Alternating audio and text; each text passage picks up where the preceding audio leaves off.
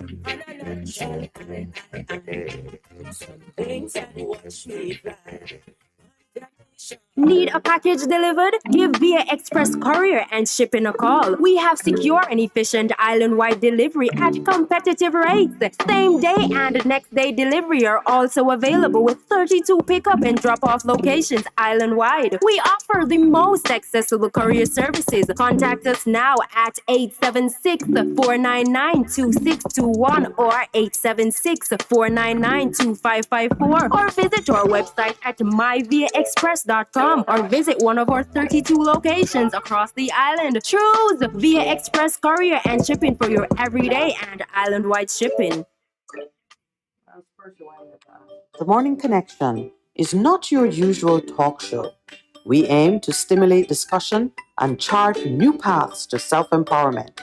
So please join us, Minette and Percy, on The Morning Connection, Mondays to Thursdays, 6 a.m. to 10 a.m. on Best 100 FM. It's good, it's better, but nothing beats. Good morning and welcome back. I know this is a strange voice for you at this early hour of the morning, but this is Lowell Lawrence just sitting in for Percival Palmer. Percy is a little bit under the weather, but we're hopeful that he will be better very soon. So, in the meantime, please bear with me as we go through today. So this is the stage at which Percy would serenade his co-host. Well, what can I tell you?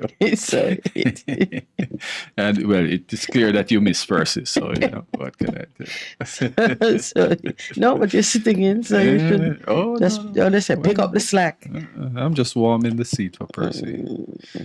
Don't know about the serenading part of it. Hold on. Oh. Did not sign up for that part at all. So, you know, what's happening there? No. I completely forgot to put up my to see. Oh my goodness, how could I miss this? Good morning, Delroy Henry. Delroy says, our high and privileged calling is to do the will of God in the power of God for the glory of God. And I get my usual UK shout out. My UK shout out is like, some people have coffee. Okay. Yeah, I check to see what's coming to us from our listeners in Canada and the UK. Okay. Let me see. All the women on the staff of Best FM, we are all receiving Happy International Day greetings from the UK. And I think also, let's see, Mr. Galloway is also saying good morning. And to all our co-workers of the Household of Faith, Happy Women's Day. Straight up as usual, comes out shooting. He says, I can't wait to hear your assessment of the budget presented by George Jefferson in the parliament yesterday afternoon. Yes. Moving on up. Well, first of all, let me add my voice, to wishing women all over Jamaica, all over the world, Happy Women's Day. I think this is indeed a great day in our nation when we, acknowledge our women, because the truth is we do know that oftentimes they are not just, let me say they are underappreciated. And taken for granted. Yes, this is the day when we should make extra effort to just acknowledge and love our women. And of course, let it not be just for today, but let us continue it, certainly for the rest of our lives. Yeah.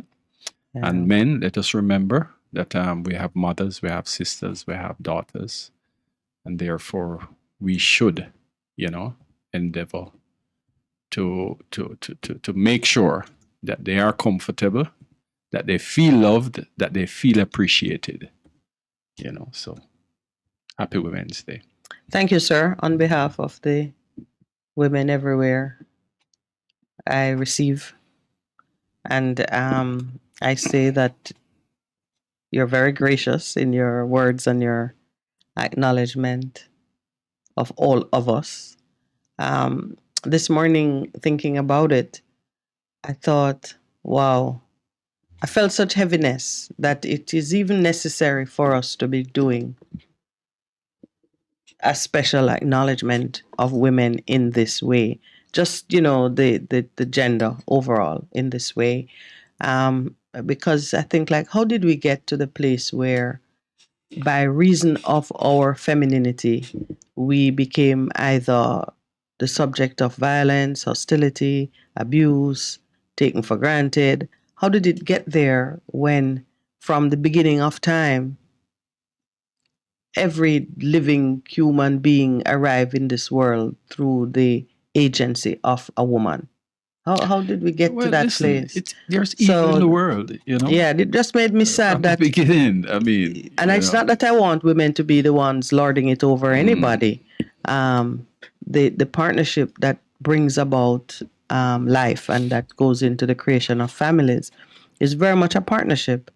And I would have imagined that if one had to choose who to revere and honor in the setting of a family, you would have choose the woman, just out of sheer respect for the effort and the commitment that she has to bring to the creation of families. If she don't put her body on the line, it will never happen.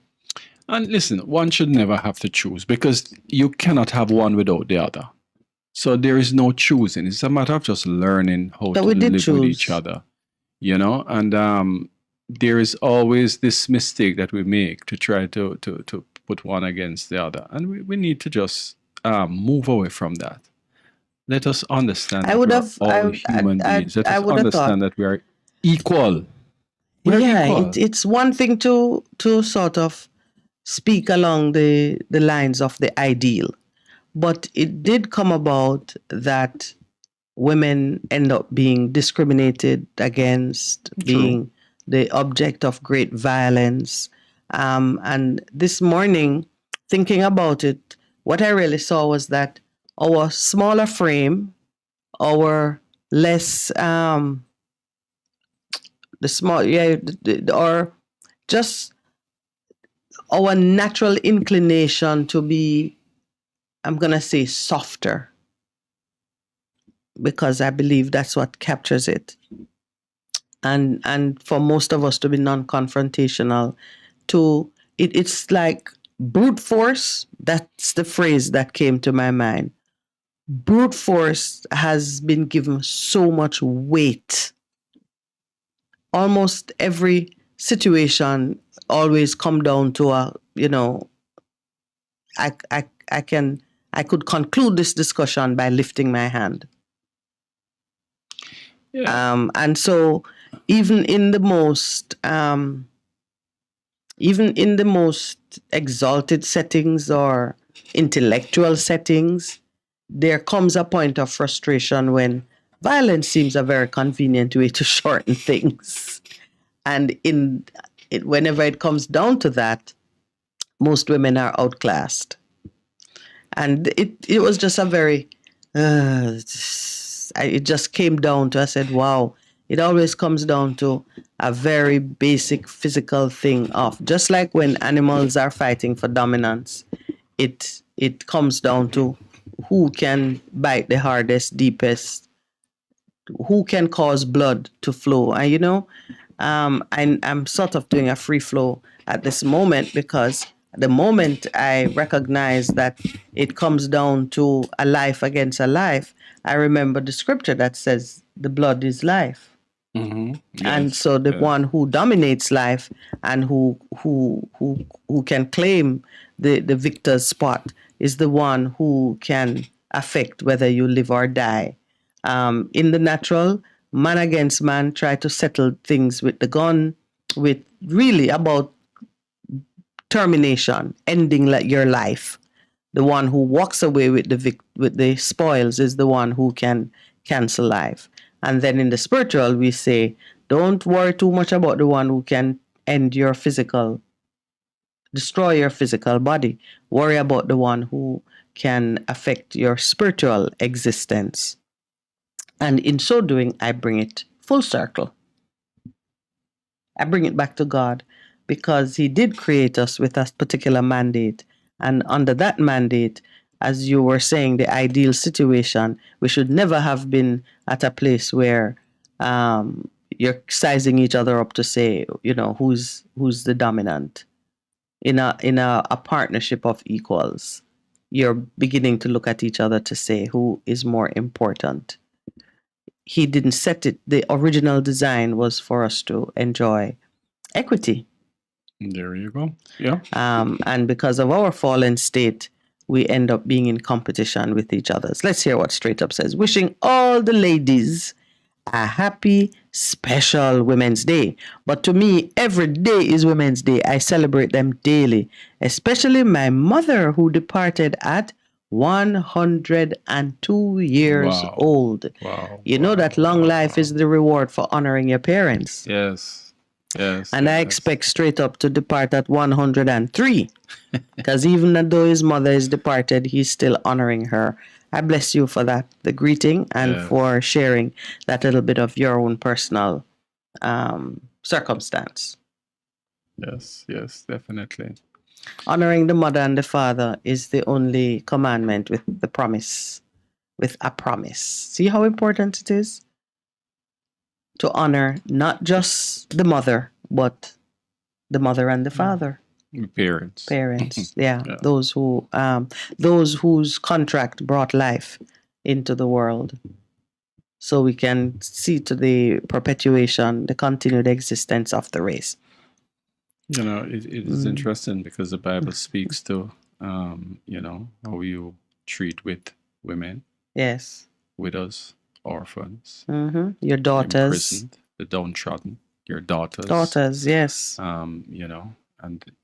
It's certainly something that we should look into. We should take some time out and look into how we treat our women. Fact is, for quite some time now, I've been trying my very best to get together our men folk in order to try to, certainly bring them in alignment with how things ought to be. And it is the most difficult thing to find men, where you can sit with, you can fellowship, and you can certainly just try to get them to understand that, look, there is a role for you to play, not just in the family unit, but in the society. And it can't be one where you're missing while the women are getting ahead. And we have seen a lot of that in the society these days. Something that we need to look at in a serious way, because even for the women, for our daughters, pretty soon they can't find partners because the men are missing, and it's not missing because they are in jail. It's just that they're just wandering in the streets throughout society aimlessly. And it is about time those of us who are in a position to should start to mentor, should start to do things that will bring our young men back, and give them some kind of guidance that will help to heal the wounds of the society. Because the kind of crime and violence that we're seeing is as a result of the ills of the society, of the ills of families, of the ills of, what is happening with our young men. Dysfunction in those particular definitely areas. And this is something we need to pay strict attention to. Until we do that, a lot of the problems that we're experiencing now will continue to be with us. I want to say a little bit about the theme for this year's celebration. The theme is Digit All. A little play on the word digital. Add an extra L to say Digit All. There is a very deliberate push to be inclusive in the application of technology to the solutions of the day. And this year's theme is to focus on innovation and technology for gender equality, highlighting the role of innovative technologies in promoting gender equality and meeting the health and developmental needs of women and girls. I love the fact that there's always an emphasis on girls whenever women are being celebrated or acknowledged. Yesterday, I spoke about the business model for our country. We were talking about the budget and how, when you look at a budget, you should see a protection of the current day revenue stream and also protection of the future revenue stream, because perpetuity must be an embedded principle in planning for the nation, planning for your business. You must want to see business continuity. Yes. Those true. are concepts that are well embraced.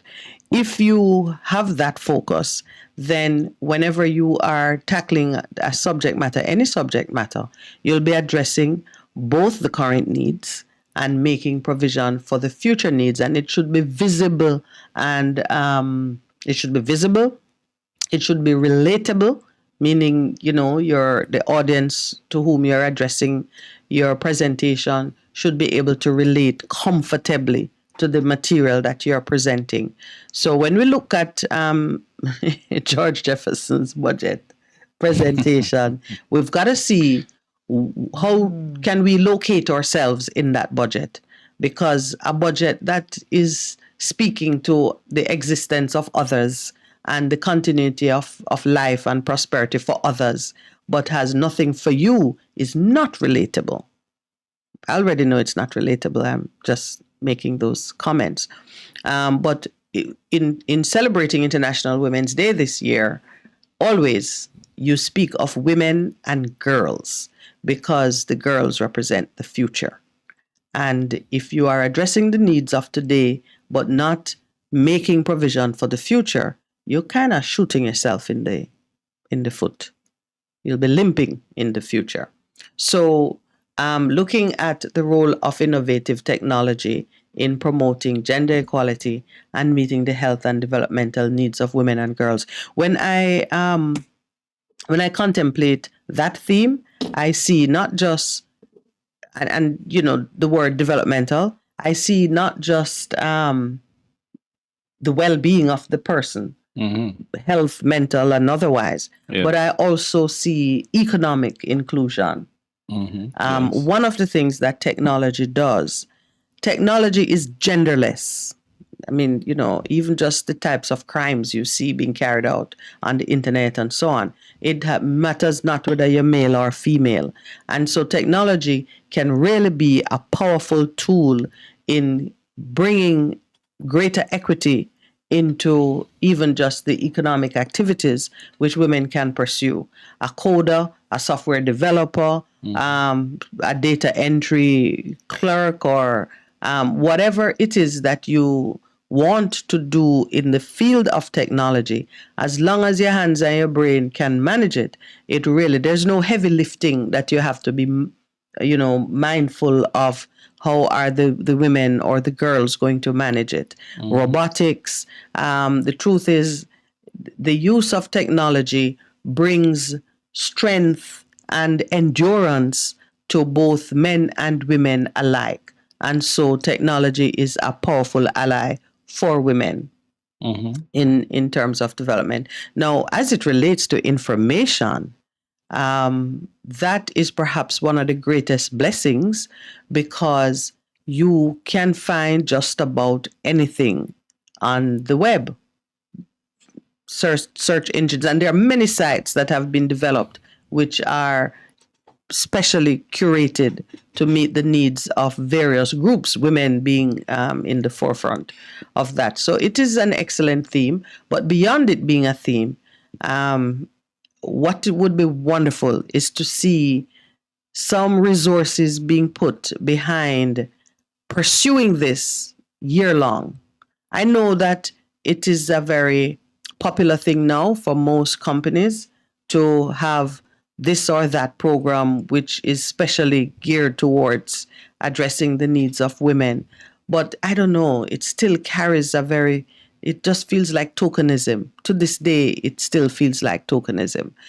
Even when you hear banks and financial institutions advertising programs which they have developed just for women, you kind of wonder, what impact is it really having? Let me pass the microphone to you. No, as I listen to you, what is really in my mind is the fact that the truth is you cannot effectively do a whole lot for women without training men. Because one of the big problem we have is how the sexes or the gender relate to each other. And the truth is, if we don't train our men to respect women, to be mindful of their needs and so on, then most of the programs that you put in place will fail. Yeah? And so it becomes a wholesome approach in terms of solving the problem. The problem that women have is the way men relate to them. Men see them as sex objects. They don't see them as equals, and so you have this tug of war between the gender. And those are things we can only effectively address when we start to address the socialization of our men, our boys. And it is important for the men in this society to be the role model, to be the ones who will lead the charge. Yeah? Because it's a natural instinct for a woman to do the best she can with what she has. And even though it is the best that she's doing, it might not necessarily be the thing that's going to make the difference, in order for the change to take place. And so we have to realize that, look, yes, we're doing all of these programs for the women, but we must get the men to buy into it and to be a part of it. That is what has been in my mind, even while you speak about those programs. It begs the question, who will do the training and what are the standards to which people are being trained? Because we're in a place of transition. There are some fundamentals that are set based on what I'm going to call for the moment natural design, or original design. Yes, whichever one. Whenever we speak original design, we go back to creator. And when we speak that language now, we have to confront the broken covenant. From time to time, you and I have had conversations about the curse which was pronounced against women, the sovereign being who created you. Yes. The curse created a hierarchy, or a ranking of sorts, where the woman being responsible for perverting or leading the man away from that original path of submission, where both were submitted to the creator, because she broke that or led him into breaking that, however you look at it, she was then cursed with this burden of desiring or pleasing, having a desire to please the man. That's how I interpret it. I don't know how others may interpret it. And you do see that women cast in a more nurturing role tend to want to take care of and make sure this one is happy or that one is happy. And that's the most neutral interpretation that I will put on this curse, that your desire will be for your husband. And all of that just reinforces that the fundamental unit of a society is the family, in which there is a husband, a master of the house, a head of the household. So whoever carries out the husbandry functions will find that others in the household are cued to please and make sure that the master is at ease. We're at the 7 o'clock We're hour. at the 7 o'clock break. It's very interesting. I want you to think about it, No, and then come back to I've it, thought because about it, and because and as we wrap up this, my comments on it, if the woman is cued to please her husband, and her husband needs to be trained to respect and honor her, what standards, what will that training module look like? What's going on in that classroom where men and women must train each other to be respectful and to honor each other and when we come back? Love and appreciation. Yeah. All right. So we'll take it up when we get back. You're simply the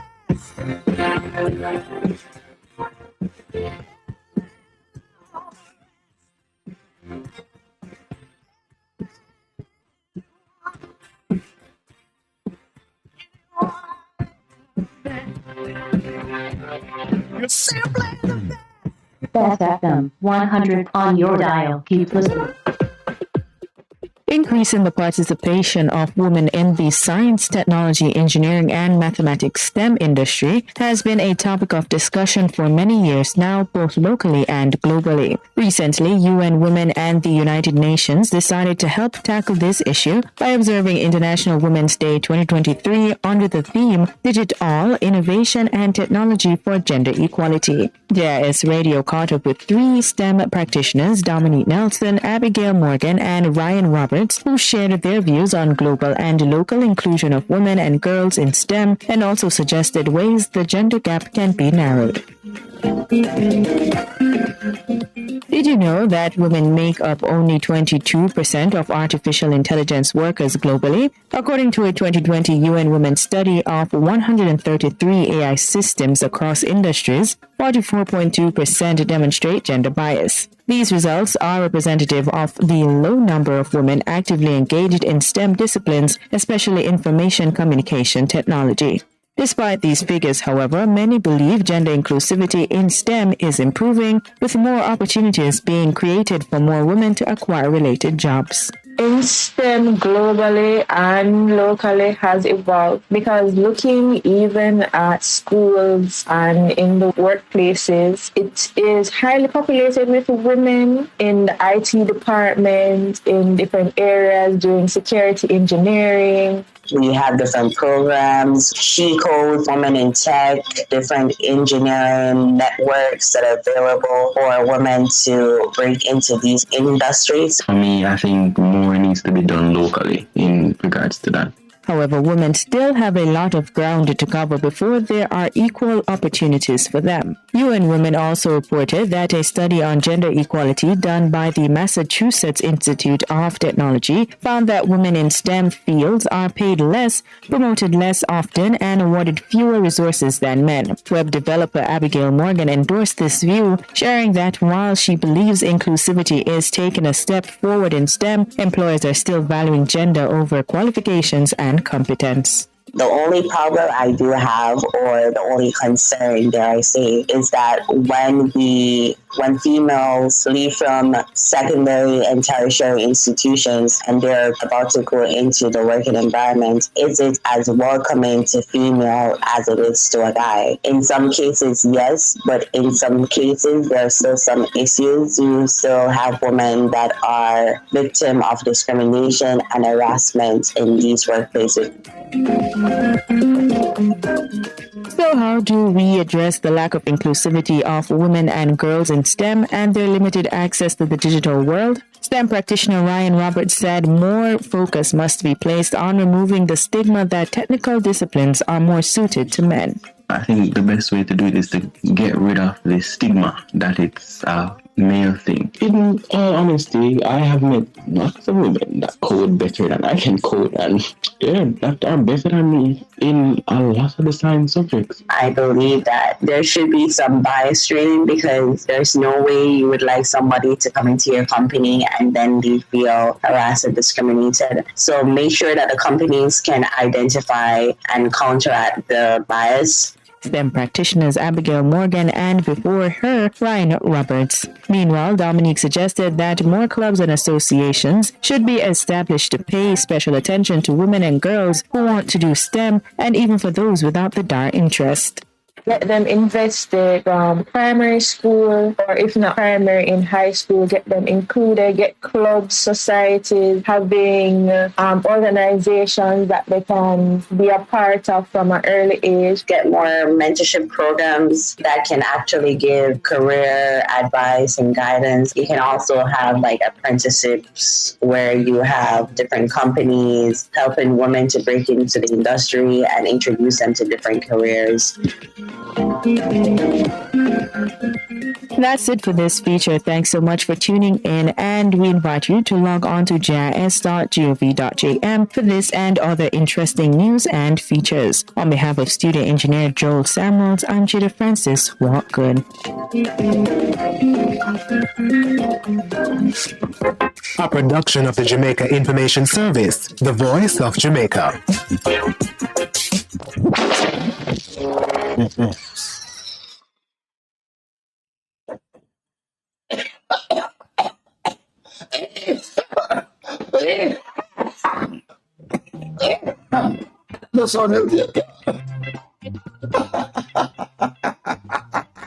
Get healthy, my friends. Stay balanced. Tune into this station, Best FM 100, every Saturday morning, 8 o'clock to 9, for this wonderful program, Your Health Today. Me, Dr. Clarion Palmer. Yes, get healthy, get healthy, get healthy. Stay balanced. Best FM 100, Saturday morning, 8 o'clock, with me, Dr. P. Get healthy. Ulcer Shield is an all-natural herbal product that will fight internal ulcers, acid reflux, leaky gut, irritable bowel syndrome, and bacterial overload. Put 1 teaspoon of Ulcer Shield daily in your favorite juice or tea and watch the improvement in the health of your gut. Get your Ulcer Shield today at Hapco Herbs and Extracts. Call 876-540-8871. That's 876-540-8871. For a better choice in all your electrical supplies. A, authorized 3M dealer and better brand names. B, better service including free island-wide delivery. C, all major credit and debit cards accepted. It's ABC Electrical Sales. Shop number 8, Hagley Park Plaza, Kingston 10. Open Monday to Friday, 8 a.m. to 5 p.m. Saturday, 8 a.m. to 4 p.m. We make your electrical jobs as easy as ABC. Call 754-3825-8 or fax 754-3659. ABC Electrical Sales, for a better choice.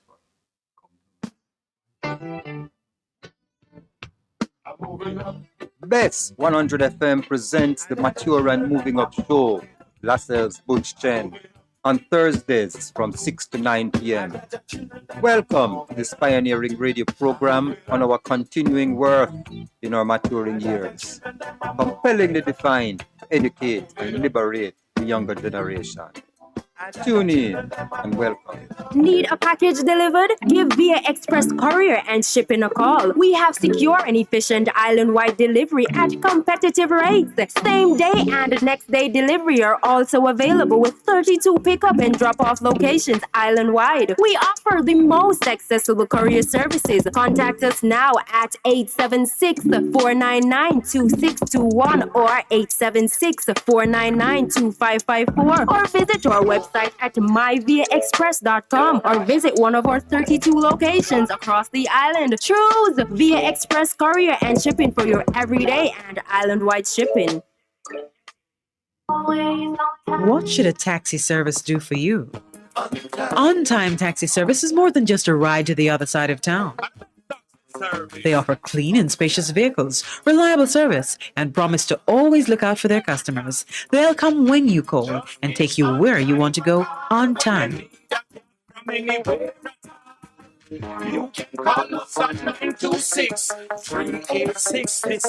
We are something special on the road.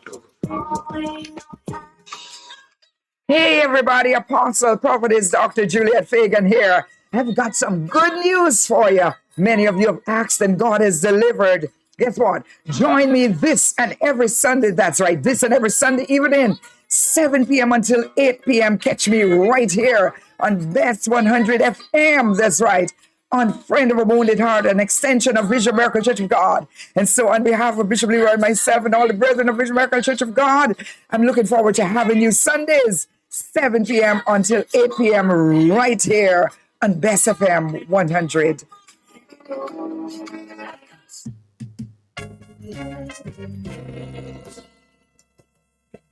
Fearless and love more. Cause you open up the door. Live, camera, volume. Live It Up Fridays on Best 100 FM. 10 a.m. to 2 p.m. with I, Ibi Lion, each and every Friday. Giving you the better vibes, heard everywhere.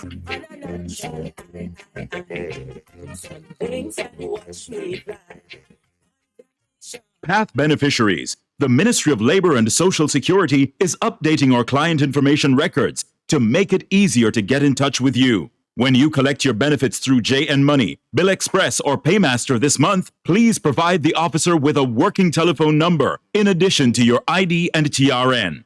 Path, advancing your family, developing Jamaica. A message from the Ministry of Labor and Social Security. The Morning Connection is not your usual talk show. We aim to stimulate discussion and chart new paths to self-empowerment. So please join us, Minette and Percy, on The Morning Connection, Mondays to Thursdays, 6 a.m. to 10 a.m. on Best 100 FM. It's good. It's better. But nothing beats.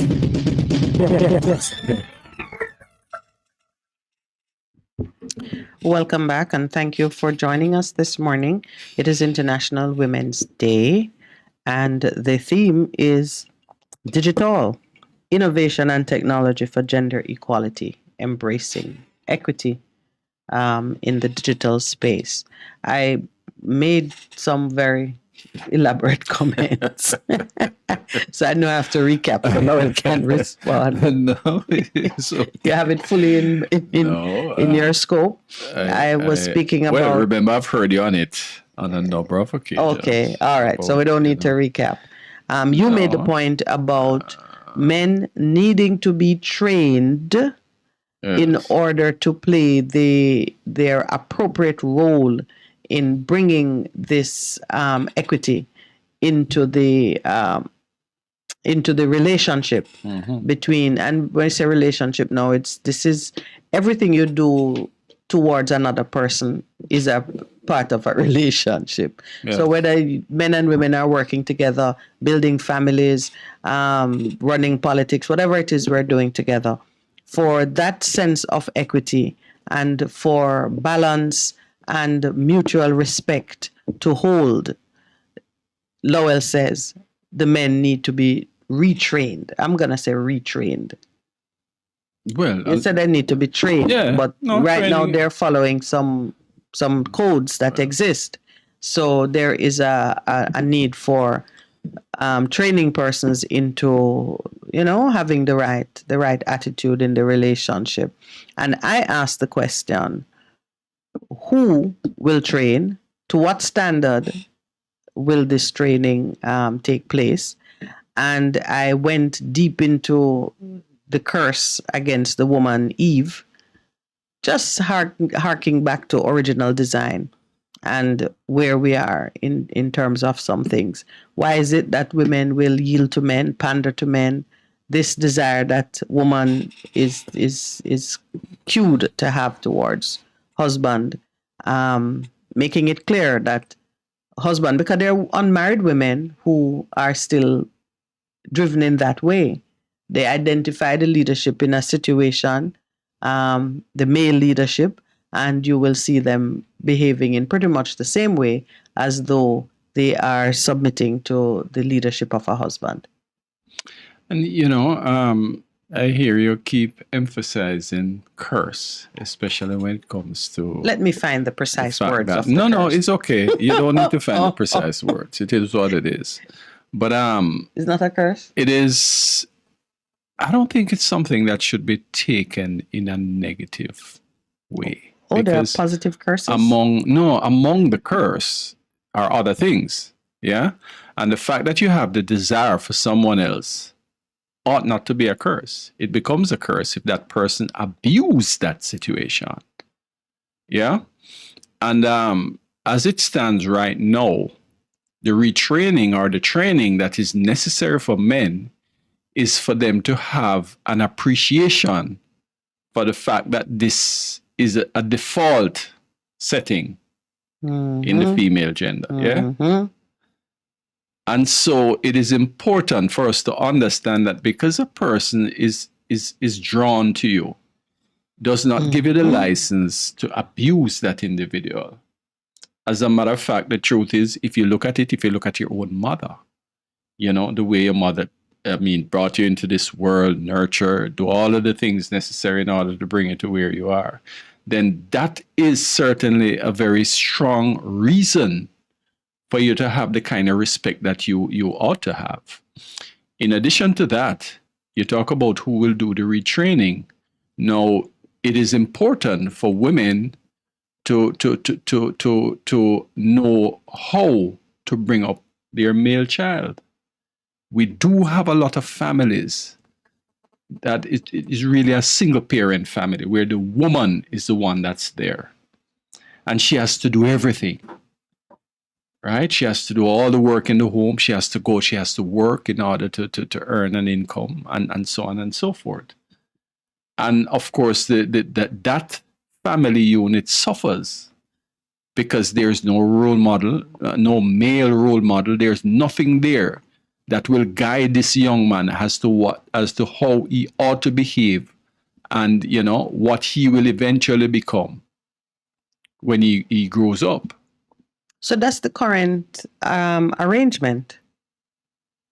No, meaning? Meaning, at any time you take a snapshot of society, you will find, especially, let's say, Jamaican society, let's focus on our society. Yes. Take a snapshot of it, you will find single women raising boys, raising them to a standard that gives us men of a particular inclination. Right now, you would say raising violence producers, raising prime ministers like the one we have, raising parliamentarians like the bunch that we have. But they're also raising girls. And you're focusing on the woman as first teacher. And I accept that. Woman is first teacher. Mother is first teacher. But mother is putting out a diet of training that produces what we now have. And so the reason I posited the question as I did and framed it the way I did is because whether you like it or not, and women have to take responsibility for the crop of young people and adults that we have, because we are indeed first teacher. We're not last teacher and we're not the only teacher, but the fundamentals come in the home environment.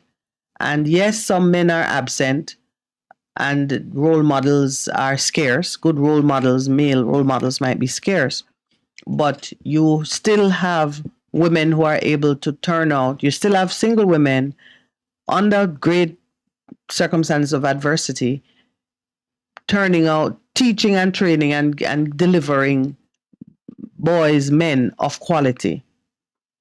So there are many factors that feed into why the output looks the way it does, such that now that we're talking about embracing equity, you as a man of enormous ability and sensitivity would be saying there is a need for training. And so it's always going to go back to who trains and to what standard. Let me use the words from Genesis, why I talked about the curse, because there's a question now is, can you escape the curse? And how do you escape the curse? Of course, we know how to escape curses because we've been trained in that, thank God. And we're going to have to confront, all right, let's apply the tough prescription to escape this particular curse. To the serpent, God said, because you have done this, is punishment. You are cursed more than all cattle, and more than every beast of the field. On your belly you shall go, you shall eat dust all the days of your life, and I will put enmity between you and the woman, and between your seed and her seed. He shall bruise your head, and you shall bruise his heel. To the woman he said, I will greatly multiply your sorrow and your conception. In pain you shall bring forth children. Your desire shall be for your husband, and he shall rule over you. Then to Adam he said, because you have heeded the voice of your wife, and have eaten from the tree of which I commanded you, saying, you shall not eat of it. Cursed is the ground for your sake. In toil you shall eat of it all the days of your life.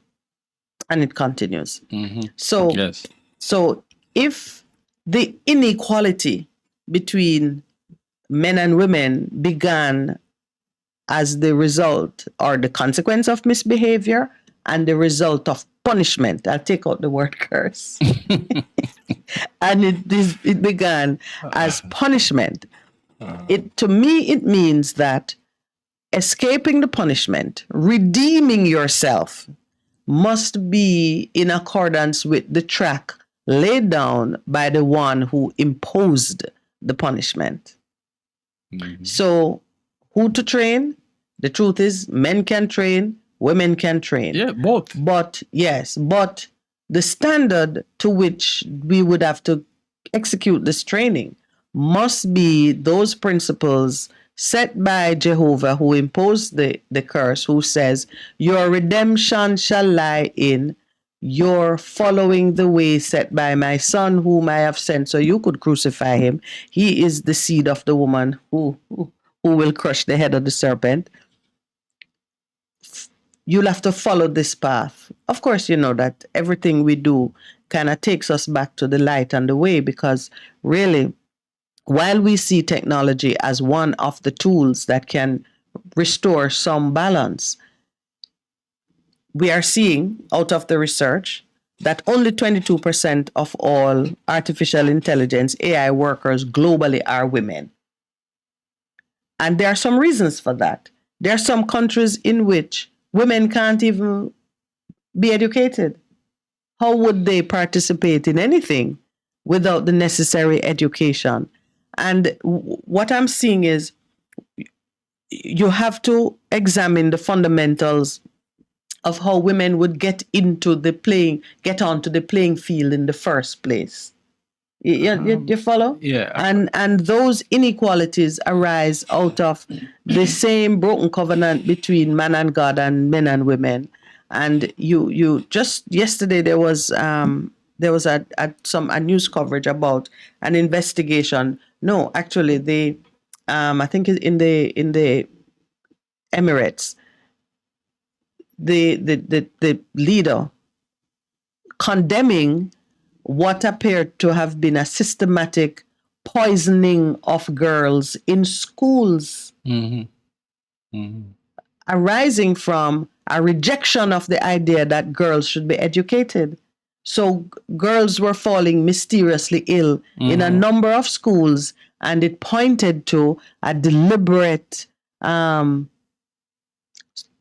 or strategy of poisoning them to turn them off school. So they were vomiting, falling ill mysteriously, and not able to participate in their education. Now we know that in some of the Muslim countries, they have the very repressive regimes against women being educated or working, and so on and so forth. No matter how good technology is as a tool to bring women some degree of parity, if the women can't be educated, if you won't let them out of the house, if the girls are punished for, so before we even get to technology and being a tool, being used as a tool, and those strategies for inclusion, we have to bring the women into the space where they can benefit from these things. And it starts with fathers and fathers embracing and letting the girls go to school, men allowing their wives to drive or to learn how to read and write. And do you follow what I'm saying? I follow what you're saying. And still in those societies, it's still women who bear children. So it's still mother who is first teacher. So to my mind, Yes.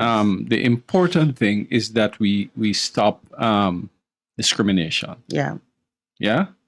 In all its forms. In all its form. Because if you look at it, yeah. we talk about equity. The truth is, because of the role that women play in society, you're the bearers of children and so on and so forth. It is, there will be a point when you cannot be out there because, you're having children, you're bringing them up and so on and so forth. So the real issue we have, is the abuse and the discrimination. Yeah. So that's really the issue that we have, because the roles are very clear in terms of a woman role in society and a man's role in society. That's very clear. So we're kind of back to Adam and Eve then, and the relationship, that first relationship in family. Yes. The solutions really do lie. Because even as you were saying it and as you painted the picture, I realized that before we get into the workplace, we are mommy and daddy and brother and sister, and we're in a family. Yes. Even Definitely. if it's a dysfunctional with family. distinct rules. We are in a family. Yes. And roles are mapped out and relationships are set. And the first place where you see the things being played out is in your family. If there is violence against women, it starts in a domestic setting. Right. So when you have a situation now where the family unit is fragmented or it doesn't exist because you have only one parent. Yes. Then it becomes a problem. And with the one parent, there is no safety net in the community to give support and assistance so that the single family household can... Right. And then now you touch on community. Because where there are gaps, for example, your child is in school most of the times, for those who are able to go to school. Yeah. So therefore, we know that the school has a role to play. Absolutely. Yeah? Yeah. And if you're in one of those countries where girls can't go to school, the child is at home with mommy.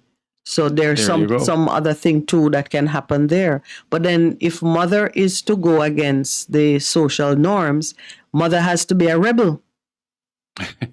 She have to hide the book under the pot or whatever it is. But, I make light of it. But those are some of the major challenges, but they begin in families. Yes. They begin in families. And if all right. I want to touch on what Jamaica is doing.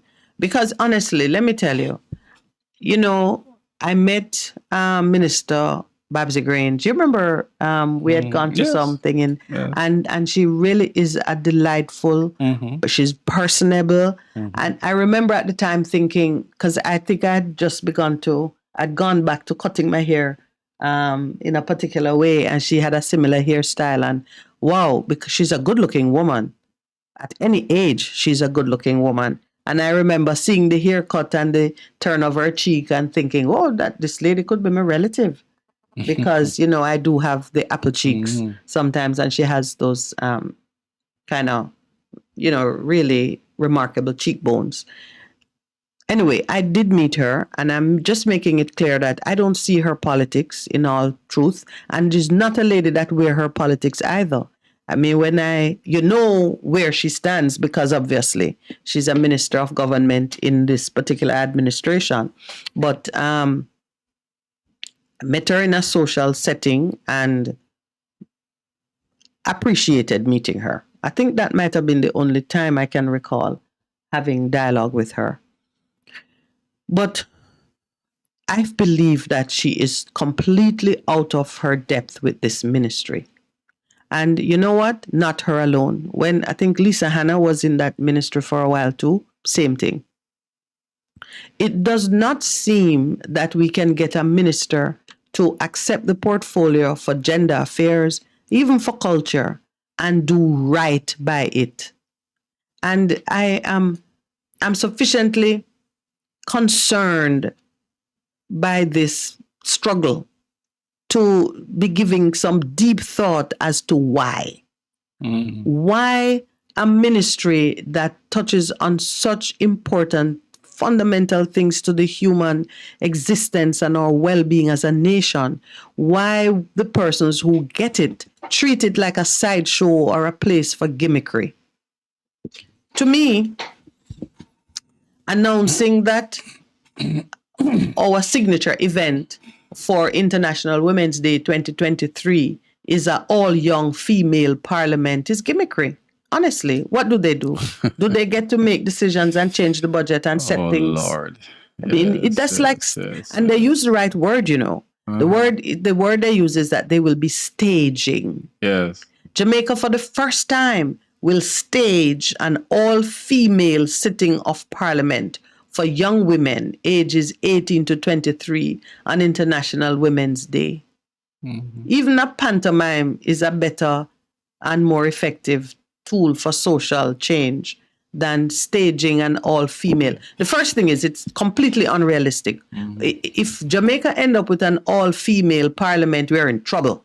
Yeah. Nobody desires it. Nobody's advocating it. We're talking about achieving parity, some semblance of equity between the two genders.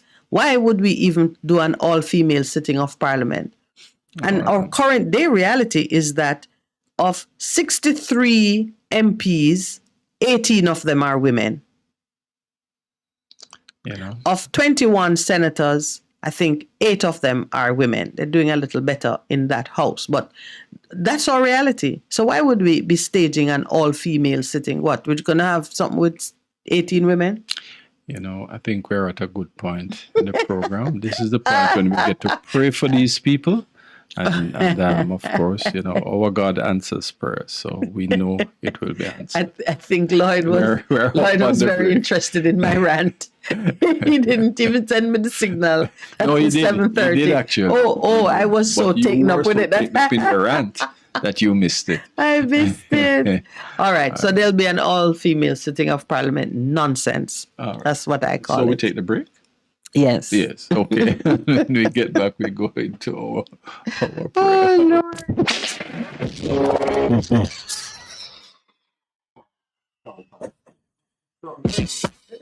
Veteran Printers for all your printing needs. We specialize in calendars, flyers, brochures, and more. Call us today at 968-7506. That's 968-7506. Or visit us at 4 East Bloomsbury Road, off Haggard Park Road. Veteran Printers, your best choice in printing.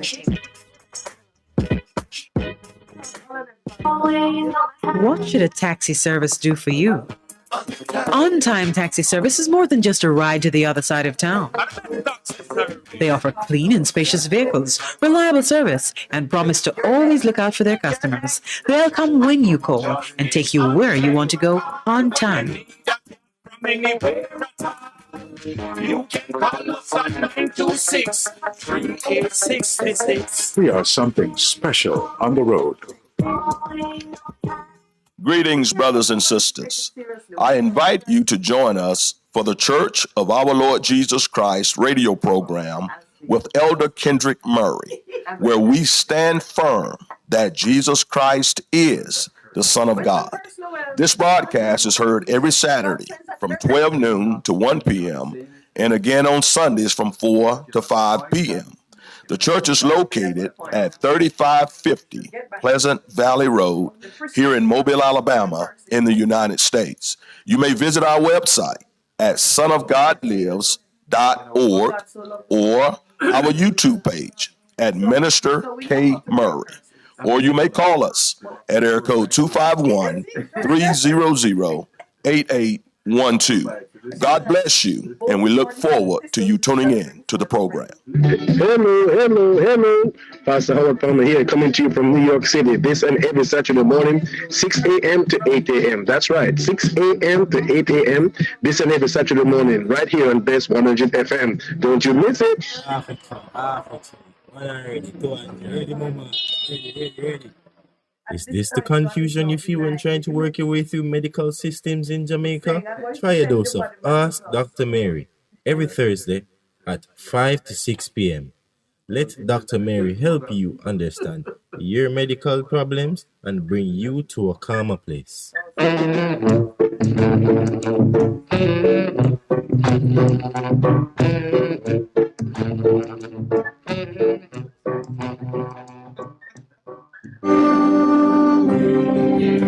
we are standing in your presence.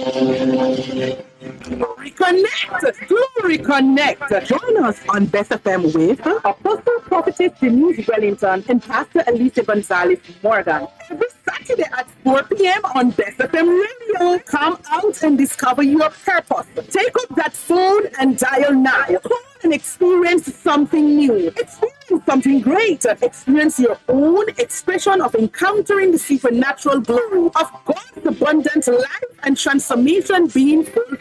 What are you waiting for? Are you depressed, oppressed, worn out, tired, or stressed? Have you discovered your true purposes yet? This is the moment. What are you waiting for? Connect now to Glory Connection. Call and experience the Word of God, intercession, healing, and deliverance. Experience something great. Receive salvation and breakthrough. Connect. Tell a friend, family, and your neighbor. See you then. The Morning Connection is not your usual talk show. We aim to stimulate discussion and chart new paths to self-empowerment. So please join us, Minette and Percy, on The Morning Connection, Mondays to Thursdays, 6 a.m. to 10 a.m. on Best 100 FM. It's good. It's better. But nothing beats.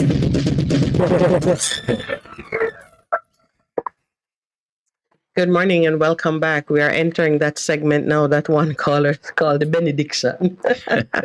And we are fortunate to have online Pastor Al Miller. Pastor Miller. Good morning, ma'am. Good morning. How are you? Good morning, Dr. Pastor. Good morning. Good. Do you hear Lowell anointing you as a doctor?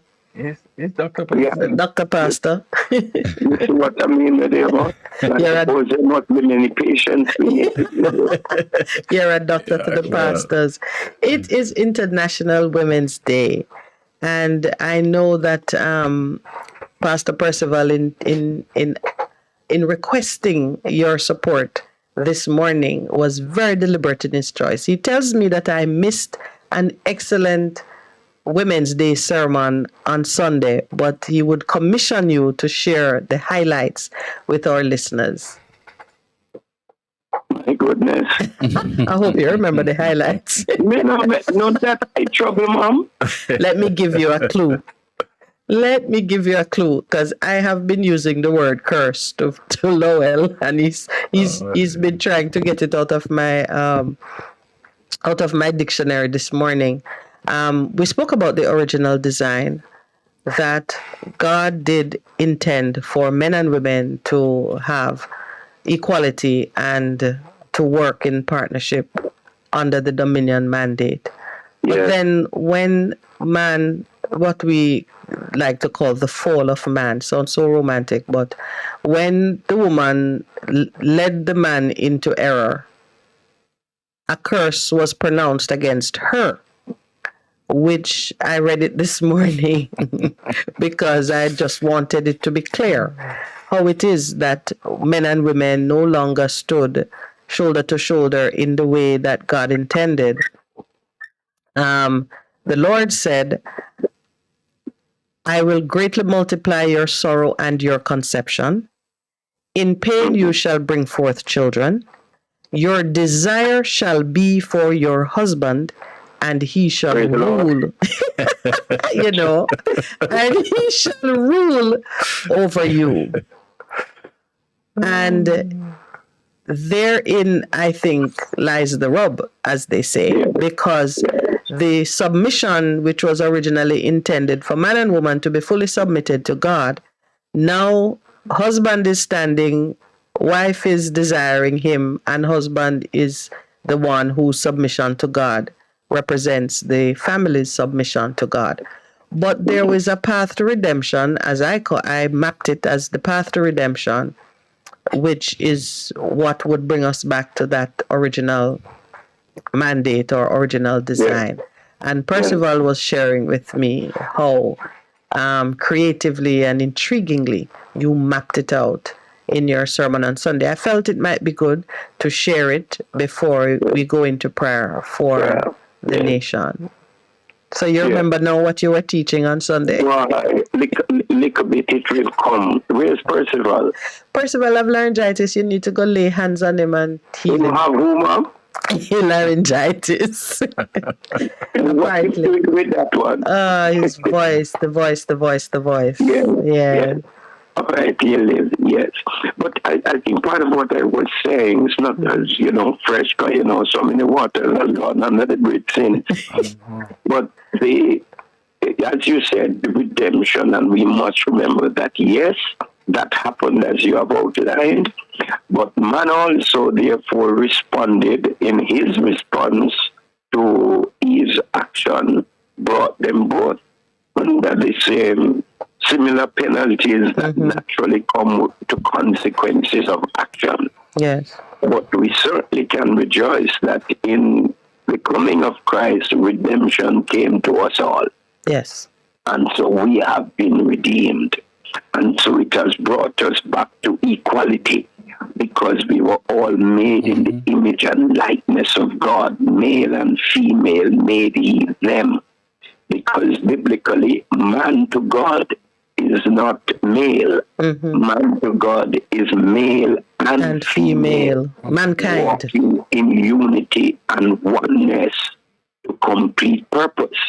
Because there are things that the male need that he by himself cannot fulfill. That's why God says that I'm going to make him a help good for him. Because there was limitations in him for completeness in terms of assignment. He needed support so that both together can now effectively fulfill the assignment in the earth. So although we are equal, the danger that we are having in the world today is that there is the fight for equality. But equality from a spiritual standpoint is a given. Yes. But what we have to accept, however, which is perhaps theoretically the challenge is sometimes with all the gender-based stuff, is that there is equality, and men must understand that before God we stand equal. But there is not equal responsibility, because of assignment. Because there were some things that, for instance, physically, men are built a little physically stronger to can lift weights a little beyond the capacity of the female. It is not a deficiency in the female. It is simply a different of roles and functions. Yes, we are supposed to point at the weight, and the man is to lift it. But that's right. Yeah, if I may. He needs a clear sense of direction. Yes. Yeah, man. But and the design is complementary. It's complementary. Yes. This is it. So they are complementary roles. Yes. And there no need to be any competition. No, any competition. So, Minute can now stop talking about the curse because we have been redeemed. No, we are equally cursed. Yes. So we have been equally cursed. Everybody had to suffer the curse. Somebody started it as usual. Yes. But we have been redeemed, you see. Yes. So now we share equal responsibility for the assignment in the earth. All right.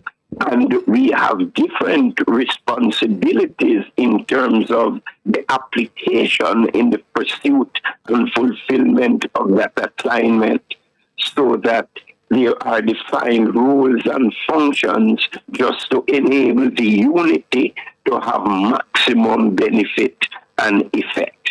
And that is what we really must understand and treasure each other. The woman must treasure the man treasure the woman, because of the power of our complementary roles, so that then together we stand equal in completing the assignment and appreciating the grace and the giftings and the uniqueness in each.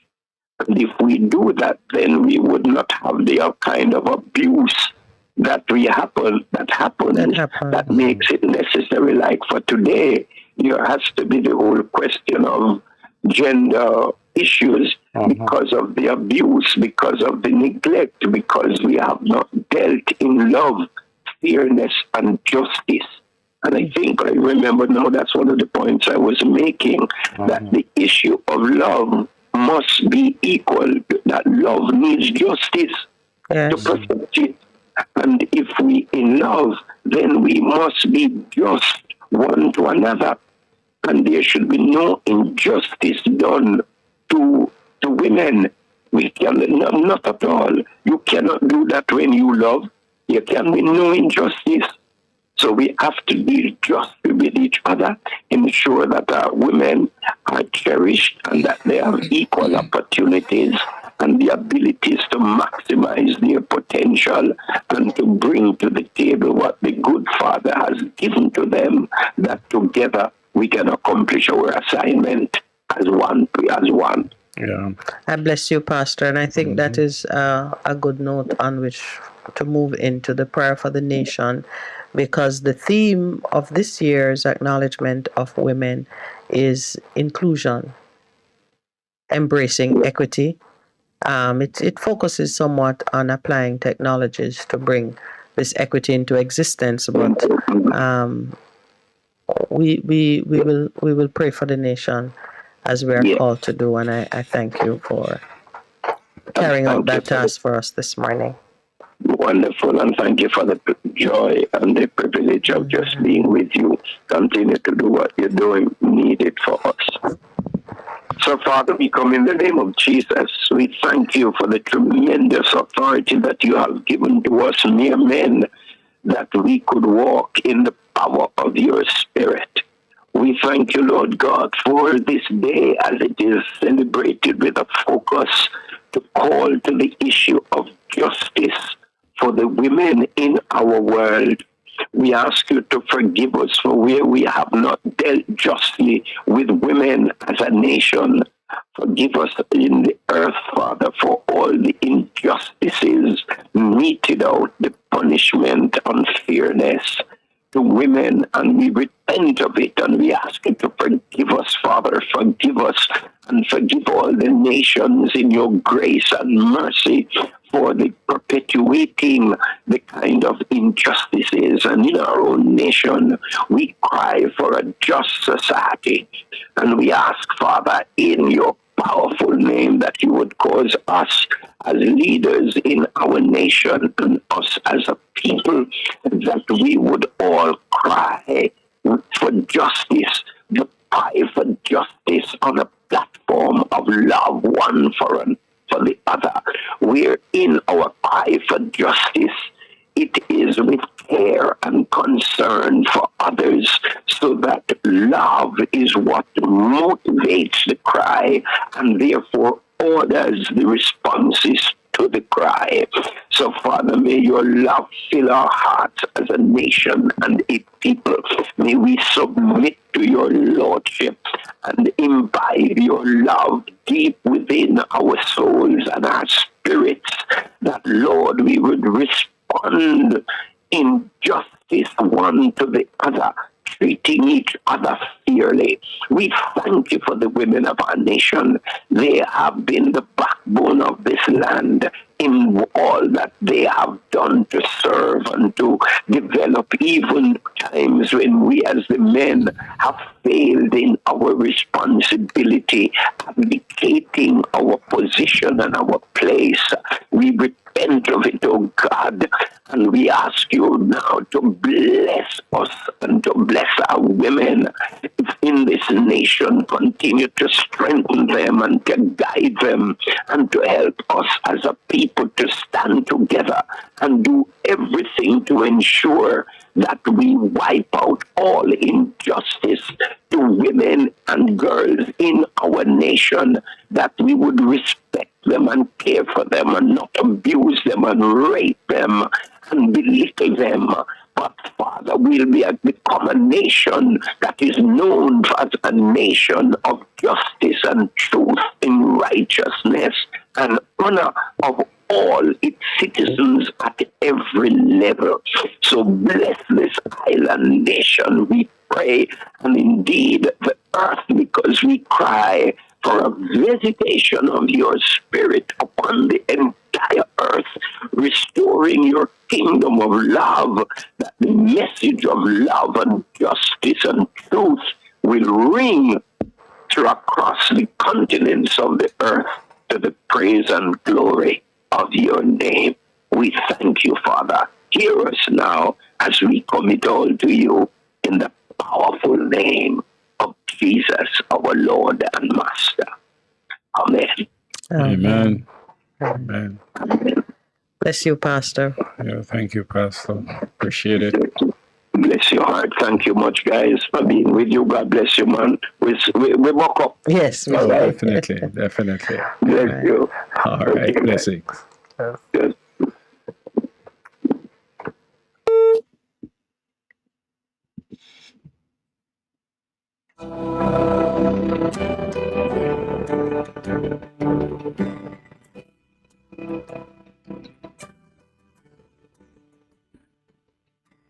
They say this mountain can't be moved.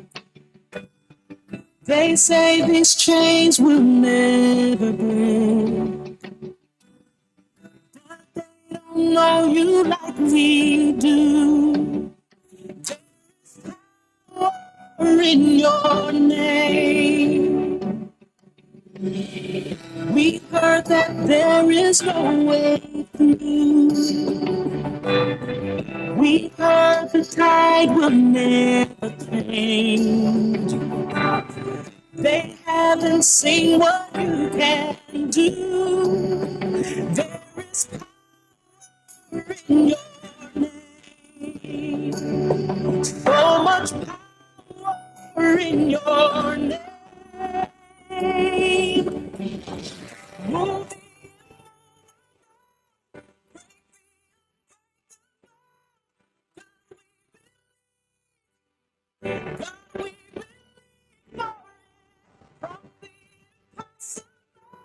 we'll see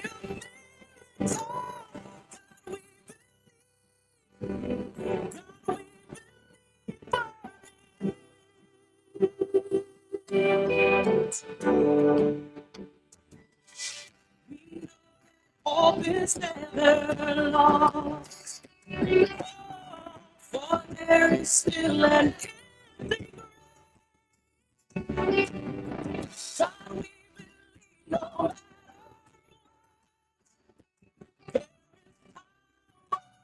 in your name. So much power in your name.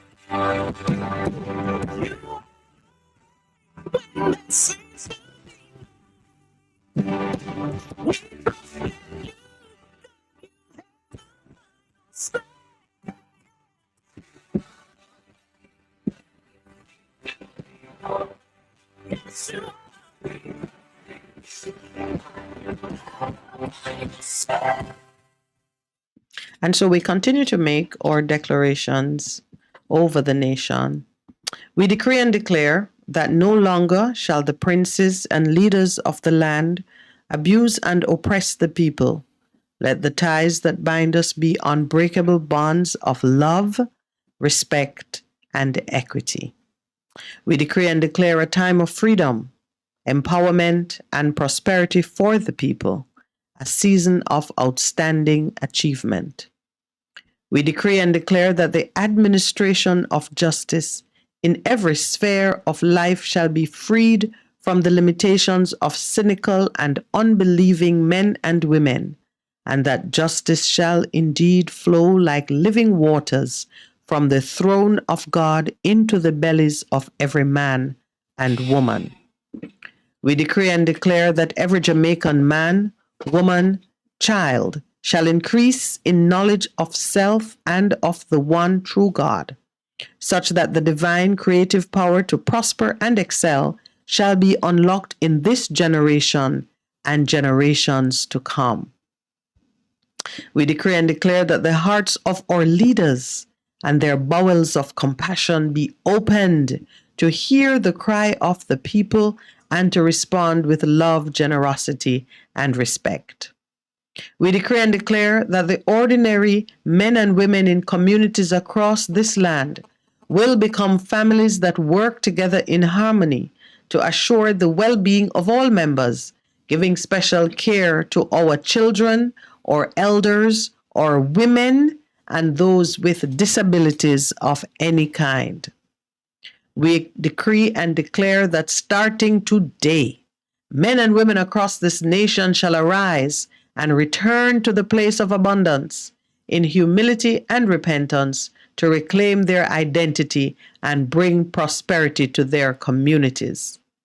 We decree and declare that all citizens be filled with the spirit of shameless audacity, such that we shall persistently seek out the goodness and the blessings that are ours, ask for and secure the benefits of nationhood, knock on every door that should be open to us, and take charge of our destiny.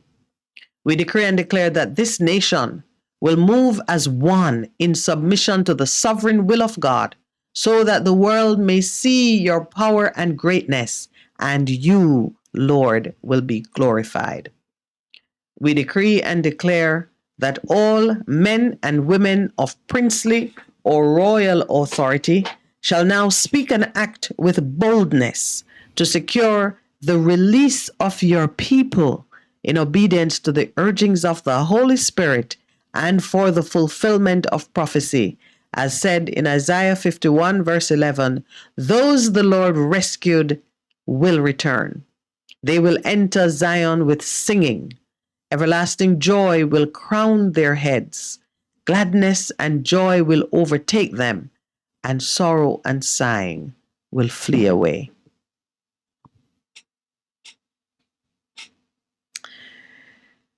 There is one declaration, Lowell, that I want us to have a conversation about. Declaration number 7. We decree and declare that starting today, men and women across this nation shall arise and return to the place of abundance in humility and repentance to reclaim their identity and bring prosperity to their communities. Now, when I crafted that declaration, I was very much motivated by the story in the book of Luke about the prodigal son arising when his senses returned to him and going back. First, he was considering, my father has servants who eat better than I do. Here I am in the pig pen fighting the pigs over the slop that gets thrown in the mud. Why am I doing this? I come from a place of plenty. My father has servants in his house who eat better than I am currently eating. So he had a change of heart. His mind went back to a place of abundance. That was his father's house. But this morning, we've been talking about original design, and the place of abundance was the Garden of Eden. Mm-hmm. The declaration calls for men and women. And again, we were talking about the partnership. Right. And the fact that it takes action by both men and women to bring us back to that place of sanity and equality. I just thought, as I read it, I thought how appropriate for the day that we would contemplate the place of abundance. So now we know that physically nobody's going back to Eden, although many have said, let's go back to Africa. We know Eden was in Africa. And you and I have certainly gone back to Africa a time or two. But for the Jamaican question, how do you see us arising and returning to that place of abundance? What is the knowledge that should return to us to even bring us into that path? That's a very interesting question. Whenever pastor tell me that. Yeah, the whole, and you start to have to look back now at who has the responsibility to take us there, because clearly, if we had it within us, we would have already been there. So it means that there's somebody or persons who really need to take that responsibility, to bring it into our consciousness and to guide us. And I do think that the church has a role to play, a significant role to play. As a matter of fact, they are the primary source to do it. Well, if we're going to talk about Garden of Eden, yes, original they mandate, are the primary source. They keep that story. They're the gatekeepers for that. Yes. And their role is not just to go and preach on the pulpit, but training. Yeah. Guidance for the people, guidance for our leaders. But when you say the church is a combination of members, like you and I are the church. Yes. And the leaders of the church. Church. And that's what I should say. Yeah, we were leaders of by, the church. Pastor Miller just now. Yes. We were blessed by Pastor Miller. All right, since we're at 8 o'clock, let me just share what a certain Michael Andrew Aiken has says. Lowell and Minette come back from Africa looking younger. Oh, you see. Oh, my brother. Oh, kisses to you, Michael Andrew. Yes. I hope you don't have laryngitis, because Pastor has laryngitis. We're not laughing at pastor's sufferings. We really are not. But thank you, Michael. I'm sorry I wasn't here to enjoy your time on the show, but you're welcome anytime. Anytime. Sometimes when we tell the story of the Morning Connection, we do call your name, because the first time when we tested the program, you remember? Yes. It was the three of us, Pastor Minette and Michael. Yes. So, feel free to call in and chat with us. We're going to open the lines when we return. It's 8 o'clock. We're going to take our break. So it would be wonderful to have a certain Michael Andrew Aiken, or even a certain Cheryl Nelson. Good morning to you, big sister Cheryl. It would be wonderful to have some words with either of you two or both of you. But let's take the 8 o'clock break. We're going to be right back. Please stay with us. You're simply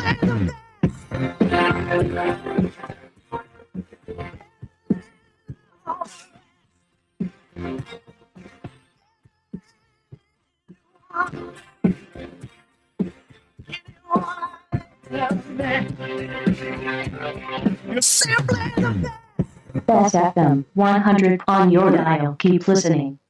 Hello, I'm Emily Thomas with the BBC News.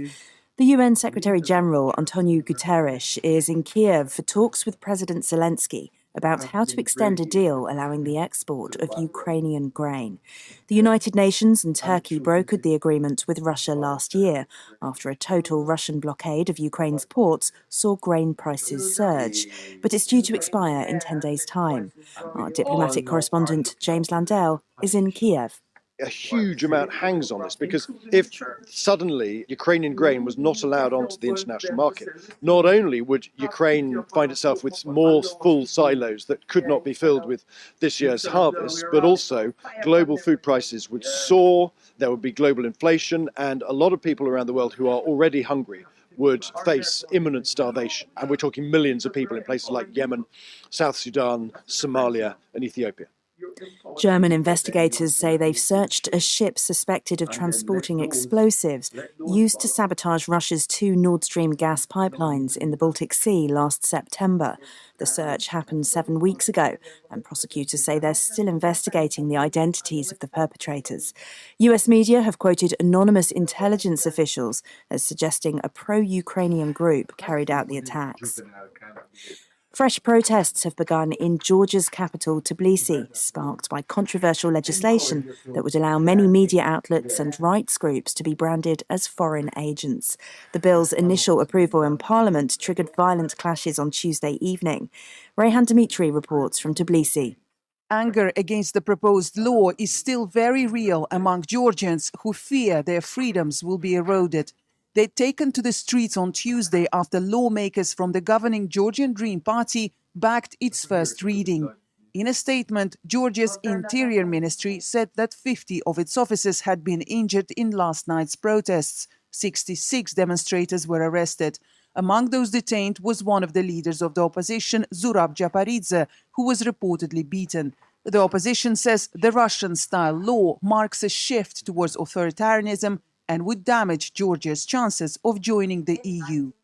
Public sector and transport workers are on strike in Greece. Danny Eberhard reports. Greece's worst ever train disaster has catalysed a sense of anger over years of underinvestment and systemic failings in the rail network and beyond.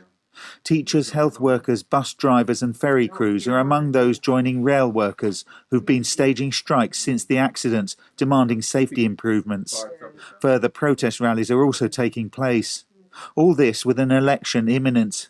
Greece's centre-right government is scrabbling to assuage public rage and assure citizens that the rail system will be made safe. World News from the BBC. A strike is being held in the occupied West Bank to protest against the Israeli military raid on Tuesday, in which 6 Palestinians were killed. The Israeli authorities say the operation was launched against the suspected killer of 2 Israeli brothers last month. The army says he was killed during the raid. Police in the Pakistani city of Lahore have forcibly dispersed activists from the party of the opposition leader Imran Khan.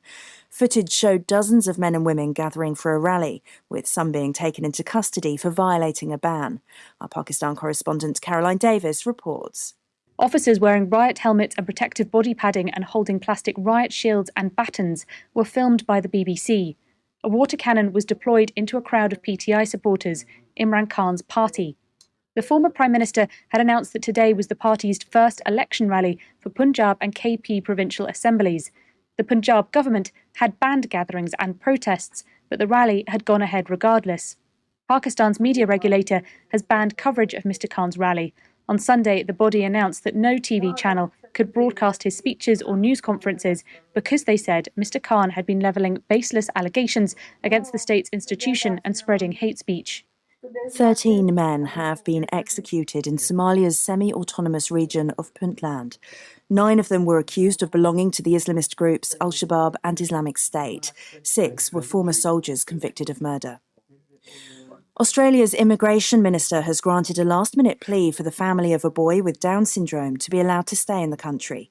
Andrew Giles intervened in the case after a high-profile campaign mounted on behalf of the Anish family from India who'd lived in Perth for 7 years. Immigration officers had denied them permanent visas, saying the 10-year-old boy's condition could place a burden on the Australian health system. That's the latest world news from the BBC, with me, Emily Thomas.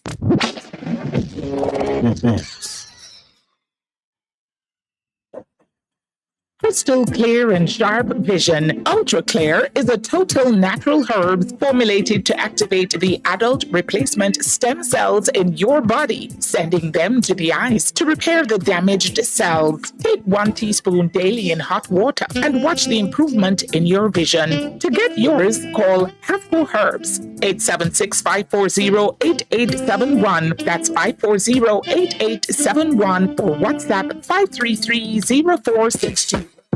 Veteran Printers for all your printing needs. We specialize in calendars, flyers, brochures, and more. Call us today at 968-7506. That's 968-7506. Or visit us at 4 East Bloomsbury Road, off Hagley Park Road. Veteran Printers, your best choice in printing. What should a taxi service do for you? On-time taxi service is more than just a ride to the other side of town. They offer clean and spacious vehicles, reliable service, and promise to always look out for their customers. They'll come when you call and take you where you want to go on time. You can call us at 926-3866. We are something special on the road.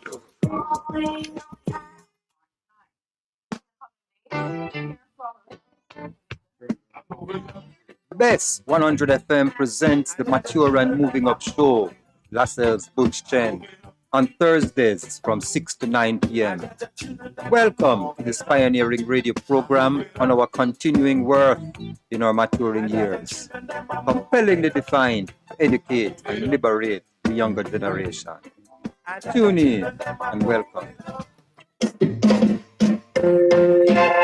Having trouble getting parts for your Mazda? Maljam Auto Parts is your solution. Find Maljam at the new and convenient location off Upper Waltham Park Road at 9 Kingswood Avenue. Maljam Auto Parts, with over 25 years experience, providing all Mazda parts, new and used. Call 923-4389 and 461-1786. Maljam Auto Parts, serving your Mazda needs. Half a tree, one and drive, half a tree. Bossy, how you do I take taxi start? Chano, I want to tell you, say, 2 months now, my transmission mash up, and I check everybody and can't hear nothing positive. Yeah, hear me? Yeah, waste all that time I shop around and never call the experts. Winters Auto have them. Them have over 35 years of experience and them diagnose your problem and get back your transmission brand new. For them service excellent and efficient. Trust me, man. Yeah, hear me? Call them at 929-7040 or go to them at 106 Maxfield Avenue, Kingston 13 and talk directly to the boss. Just tell them I'm me, send you. You big star. Yeah, man, respect my boss. Try and call him, cause trust me.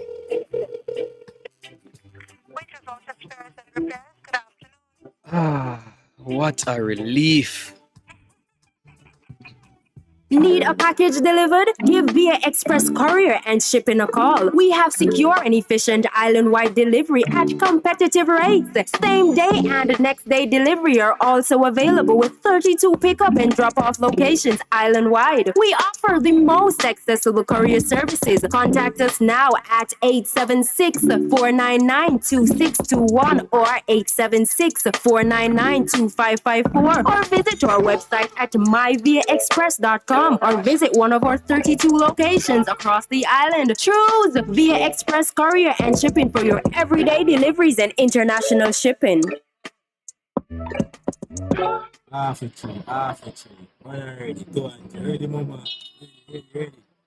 Is this the confusion you feel when trying to work your way through medical systems in Jamaica? Try a dose of Ask Dr. Mary every Thursday at 5 to 6 p.m. Let Dr. Mary help you understand your medical problems and bring you to a calmer place.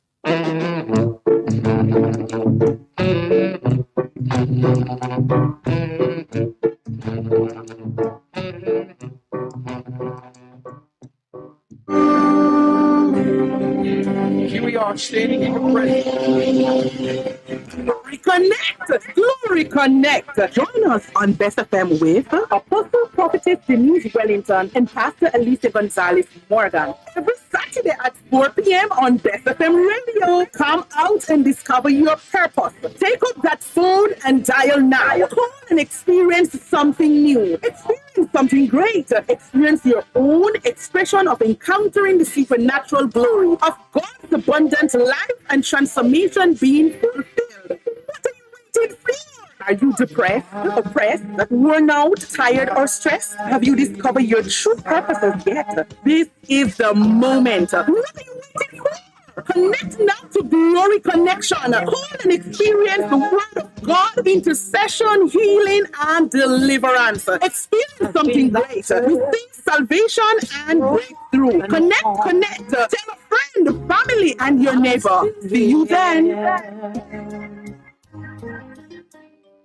The Morning Connection is not your usual talk show. We aim to stimulate discussion and chart new paths to self-empowerment. So please join us, Minette and Percy, on The Morning Connection, Mondays to Thursdays, 6 a.m. to 10 a.m. on Best 100. It's good. It's better. But nothing beats. Good morning and welcome back. The numbers to call as we open the lines are 619-1508 and 279-8473. Please give us a call. Let's talk about the things that are happening in Jamaica. Good morning and welcome. Yes, Mrs. Lawrence, welcome back to Jamaica. Thank you very much. And I'll take a pastor too. Yes, Pastor and his sore throat. You know, he's not with us. He's not out today. Oh, I never knew. Yes, Mrs. Lawrence. Yes. Oh, Dr. Nader Clark, during his presentation yesterday in the Parliament. Mm-hmm. I think he mixed up something. He was talking about FinSac. And I think he said FinSac the mid-70s. FinSac doesn't have nothing to do with it mid-70s, if I can recall correctly. So it may be a mistake he has made, but so much for that corrected him, right? Yes, that would be a mistake. I'm talking about 30 years anyway. The year near 30 years. The 70s to now way about past 30 years. It's past 30, right. But the long and short of it, in that sentence, he made it. The sentence should not have been brought up into it. Oh, somebody correct him, right? Well, he wasn't trying to match the sentence, and don't get me wrong now, you know. Right, it's just a he made a general error. Because I don't know why someone, whether the speaker or someone, or the opposition never pointed out to it. Yeah. Well, did it disturb the substance of the point he was making? Yeah, man, but no, FinSac and the 70s, they're related at all. Well, what else the police and the great negotiation with the government. Yes. Some people seem to be telling the police that they should accept it quick time or they're going to lose member, rank and file member, want their money, right? Mm-hmm. I think the leadership of that federation has been given the mandate by the rank and file members. Mm-hmm. So when some people, all in the news media, even a farmer head of the now disbanded special counsel, yes, association. But you understand? I think the police them deserve more pay. Yeah? Police and the teachers, and I think the citizens everybody deserves more them. pay. And, yes. and again, the police again, they are human, Of course, there are sons and our husbands and our brothers. Yes, and when they look across here, I know how much the people about the rank of inspector get into the commissioner. It is known that the commissioner pay has been broadcast or extant. Oh yes, right? It's well known. Right? It's well known. Both the rank and file and the leadership of the force have similar expense to meet in terms of life. Of course. Water, children, education, transportation. In fact, those at the lower end sometimes suffer greater exposure. Yes. Yes, Mrs. Florence. And again, they come back to the income disparity, Mm-hmm. And this on the news this morning where the police them find 2 M16 assaulted rifle and ammunition. And no arrest was made. Somebody say on this program that somebody tell him that they must pay the police $300,000 after them catch them with a gun. Oh. And so you wonder when the police say them find certain gun and no arrest on me, they wonder if it's a negotiation going. Yeah, that is, yeah. But you're not gonna get rid of it still. But it should be minimized, minimized. But it look like they are more thieves around Jamaica now more than police, That's one of our main problem. Well, I mean, the subject matters are not unconnected because the longer people exist in a state of discontent and need, the more vulnerable they become to inducements for wrongdoing. Yes, and millions of dollars that should have been gone to the government copper. Right, yeah, and it just creates a bad scene and a bad reputation all around. But justice requires that we do better by our people. Yes, and back to the Dr. Nedrick. Yes. When people qualify, to spin world up and down, they get the average man and woman who are not so confused. That? Yes, that is. It ought not to be so because we should speak truth and we should speak with clarity. And none of us should use our education as a tool to confuse those who are looking to us for leadership and guidance. But that's a matter of integrity. Yeah, because I was saying away from Irish Guyana. Mm-hmm. Jamaica are the best one in the Western Hemisphere who kind of bounce back from after the pre-COVID. Pre-COVID, Jamaica stand back firm again. That's not reality. That's mere spinning word. Well, but you see, yesterday I was making the point that there's reality and there's truth. There's a reality that man can put before you, like Fitch has upgraded Jamaica's rating from B to, I think, B+, yes. And says that means we have a very positive economic outlook. That's reality.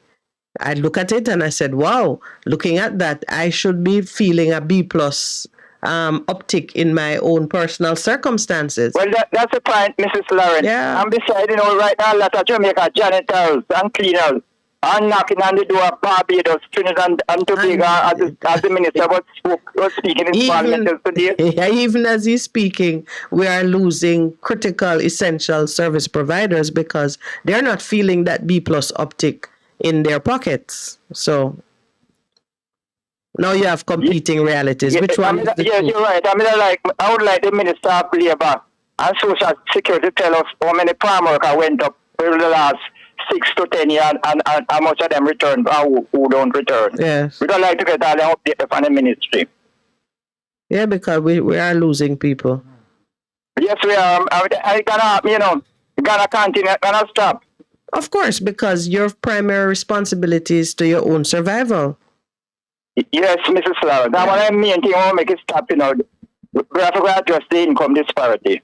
Yes. Well, I mean, I see amongst the things the minister announced was those workers who have been treated as contract workers. He says now will get benefits of full-time employment. But even as he's saying that, I'm looking at the word pension and saying we are under pressure from people saying the pension is not adequate to meet current day needs. So when you put more people on the system as being entitled to receive a pension, and the pension is already inadequate, I would expect now to see some other adjustments being made because people are currently complaining that the pension they get cannot pay light and buy food and transportation and cover basic needs. It can't, mistress. And one before I close. Yes. Every year we have a lot of money to facilitate corruption, and liquors have been going on. So and the police. I love how you put it. We allot money to facilitate corruption, which heading in the budget is that one. Anyway, pick up yourself and we'll talk next time. Yes, you leave me with that intriguing question. Thank you for calling. Good morning and welcome. Good morning. Welcome. Lowell, which one is the money to facilitate corruption? Good morning. Morning. Yes, welcome. Blessed love to you all. Blessed love to you, my brother. My brother. Yes. I just hear talking, you bring up this thing where I want to talk about how the police them have gone, because them say, the man tell them say, the thing look good, but when you look into it, nothing. So I feel I read that them not understand that. The whole of them make nice and things that me talk about, Yes. The thing look good, even the police force look good, but them not go with nothing. So you have the reality and you have the truth. Yes, so you see, so me them a beat on the man and I say, how that, as someone that radio station man talk about, how the man not see, how much everything look good, and then now it back bring it back to square one. Yes.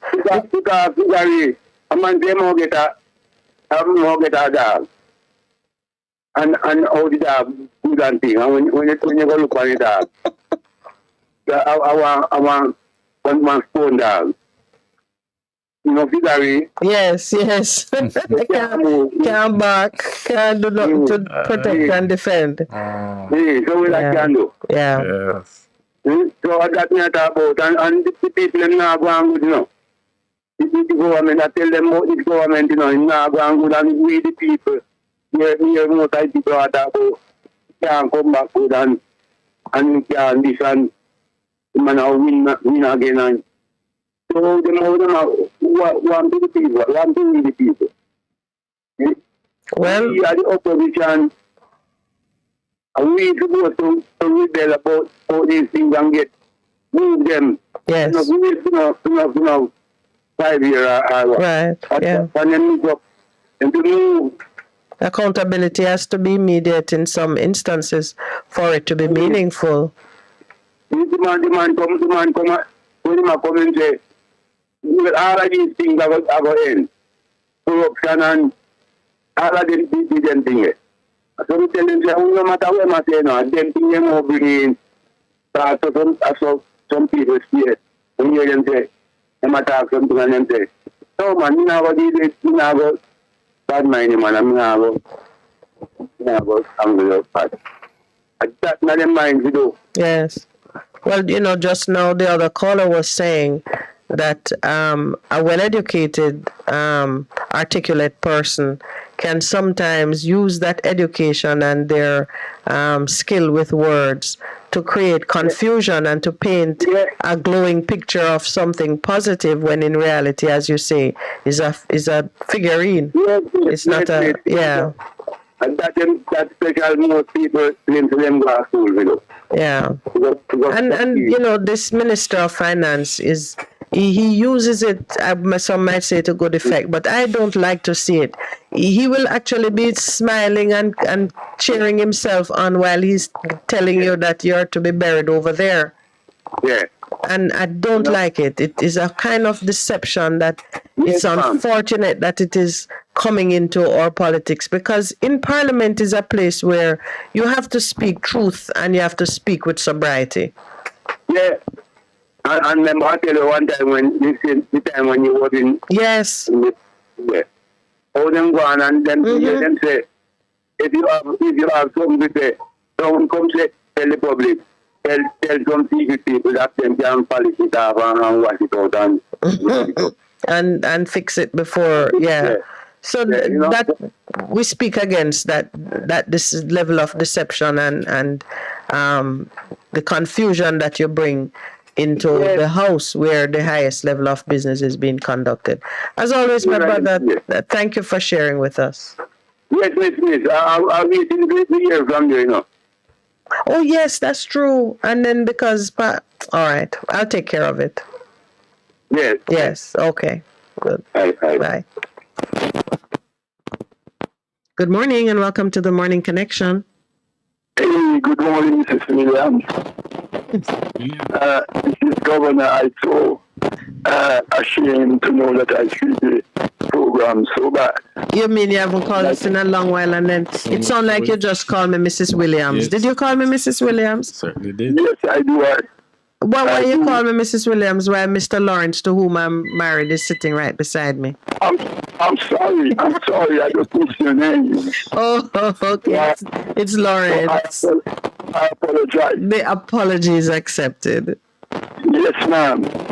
I want to first big up SFM and the staff, pastor, and the manager for the station, especially, and you and your family, and Jamaica. Thank you very much. I hope I'll find you in a high spirit as the last time I called you. And I will say again that the job I do, I work in the woods.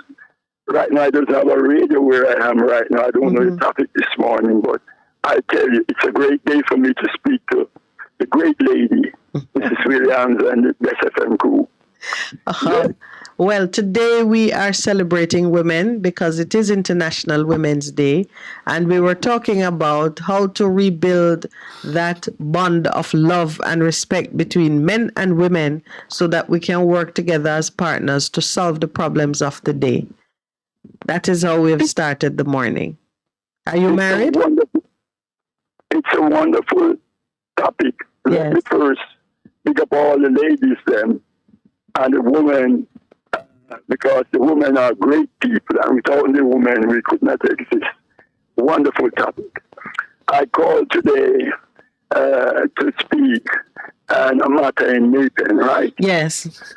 But you know, the last time I called you, yes, you said something to me that I did really, really love. I wouldn't mind if you said it again. When you said, Governor, you are the man that let the current Prime Minister take back his word.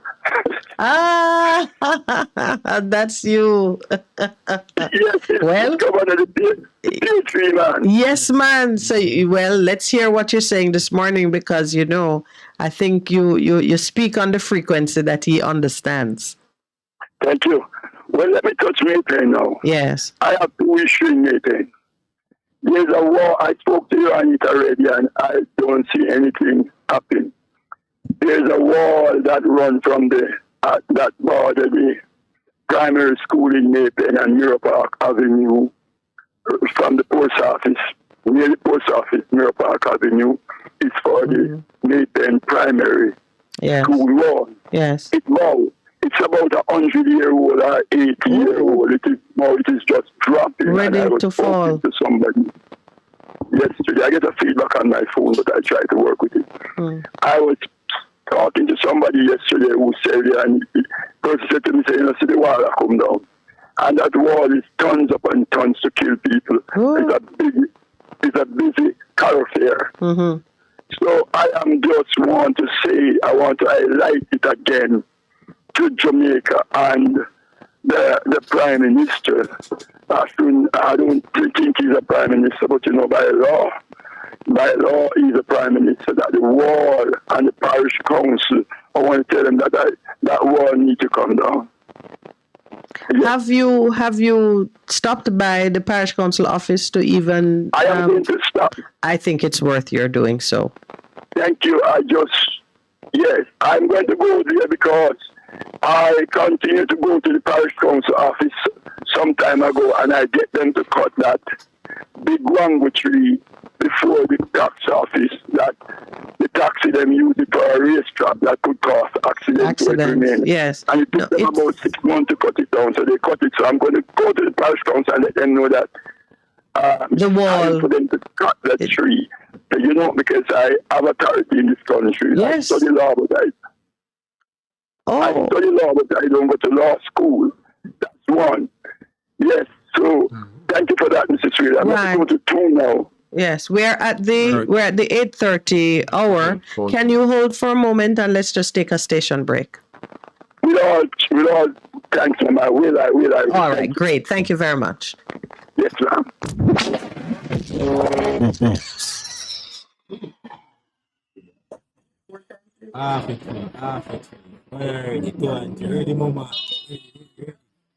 Is this the confusion you feel when trying to work your way through medical systems in Jamaica? Try a dose of Ask Dr. Mary every Thursday at 5 to 6 p.m.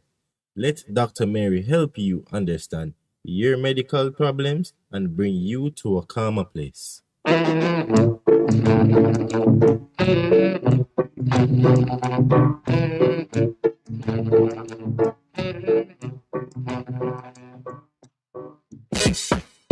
Veteran Printers for all your printing needs. We specialize in calendars, flyers, brochures, and more.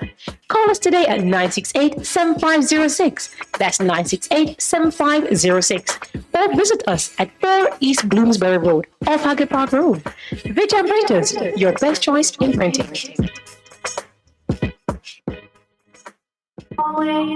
What should a taxi service do for you? On-time taxi service is more than just a ride to the other side of town. They offer clean and spacious vehicles, reliable service, and promise to always look out for their customers. They'll come when you call and take you where you want to go on time. You can call us at 926-3866. We are something special on the road. For a better choice in all your electrical supplies, A, authorized 3M dealer and better brand names. B, better service including free island-wide delivery. C, all major credit and debit cards accepted. It's ABC Electrical Sales. Shop number 8, Hagley Park Plaza, Kingston 10. Open Monday to Friday, 8 a.m. to 5 p.m. Saturday, 8 a.m. to 4 p.m. We make your electrical jobs as easy as ABC. Call 754-382-528 or fax 754-3659. ABC Electrical Sales, for a better choice. Fearless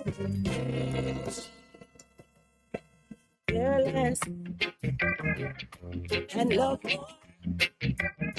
'Cause you open up the door. Live, camera, volume. Live it up Fridays on Best 100 FM.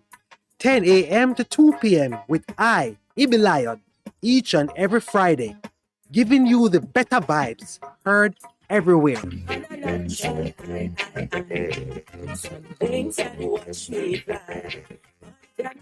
Path beneficiaries. The Ministry of Labor and Social Security is updating our client information records to make it easier to get in touch with you. When you collect your benefits through JN Money, Bill Express, or Paymaster this month, please provide the officer with a working telephone number in addition to your ID and TRN. PATH, advancing your family, developing Jamaica. A message from the Ministry of Labor and Social Security. Best 100 FM is the authentic voice of Jamaica, promoting your prosperity with better vibes and better music. Let us promote your goods and services for you. Advertise with us. For more information, call our office at 876-276-5072 or 876-883-5328. That is 876-276-5072 or 876-883-5328. Do you need reliable health care? We have it. Yes, we do. Great George Street Pharmacy. Shop number 897 Great George Street, Savannah Lamar, Westmoreland. Opening hours, Mondays to Saturdays, 8:30 a.m. to 6 p.m. Call us at 876-603-7372 or WhatsApp us at 876-205-0499. Yes, we have reliable health care for you at Great George Street Pharmacy, Savannah Lamar. The Morning Connection is not your usual talk show. We aim to stimulate discussion and chart new paths to self-empowerment. So please join us, Minette and Percy, on The Morning Connection, Mondays to Thursdays, 6 a.m. to 10 a.m. on Best 100. It's good.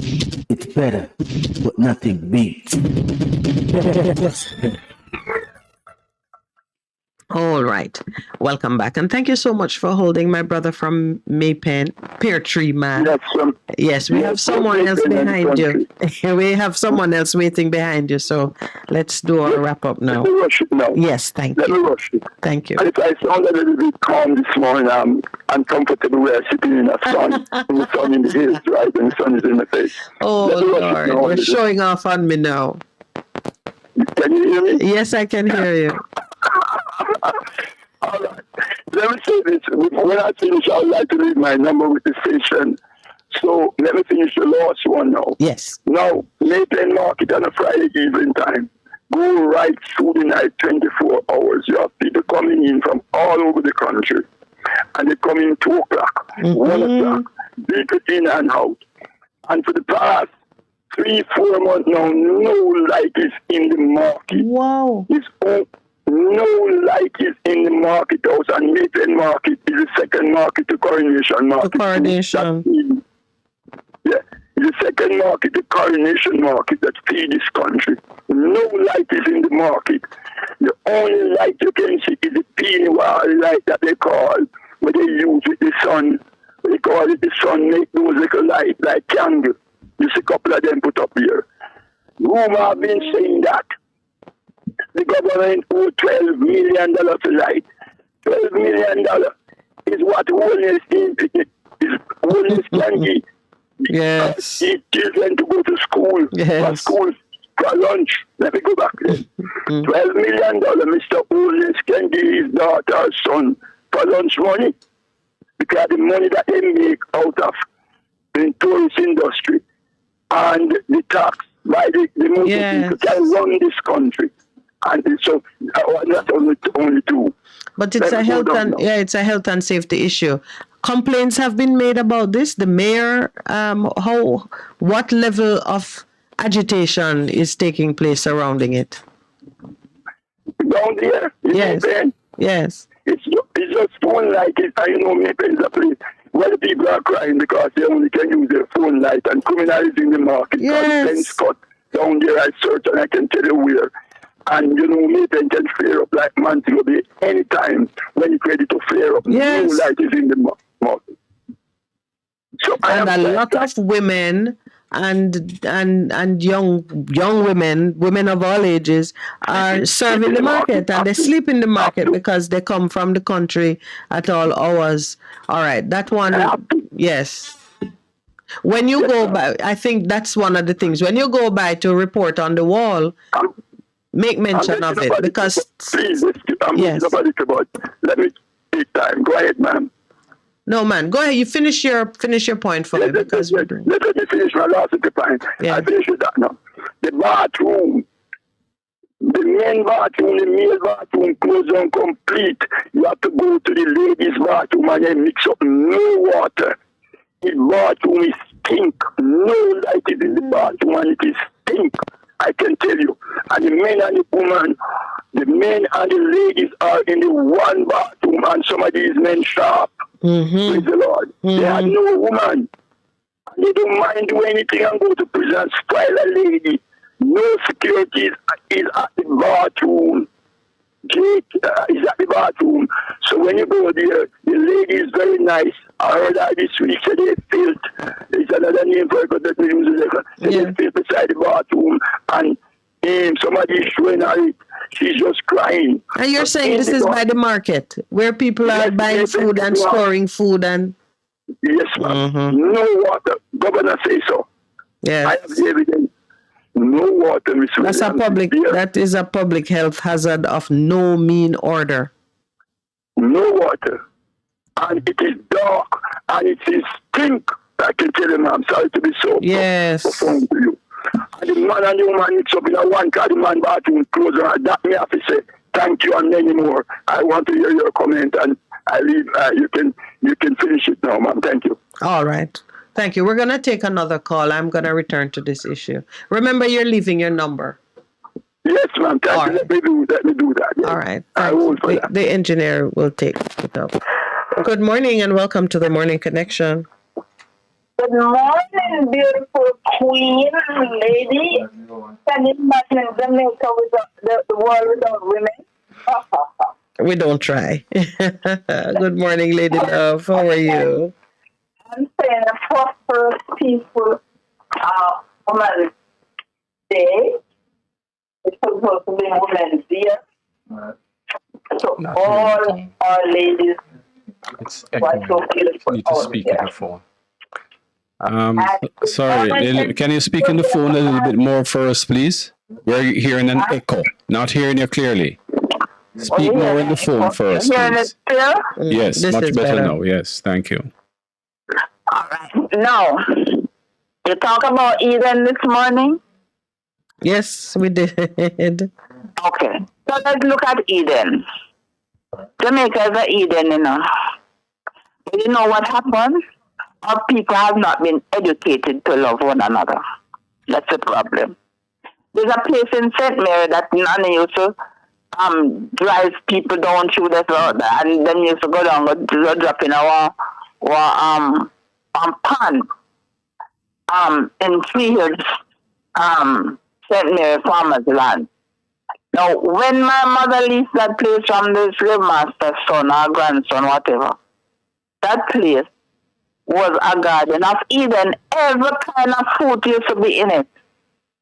And go there now, the people them chop down the tree them enough. Some trees are still there, but I'll go over and those kind of things. Oh my. That was a garden of Eden. The people chop it down and put up concrete buildings. The whole thing is we don't know the closeness of us to trees. The closest thing to human beings is the trees.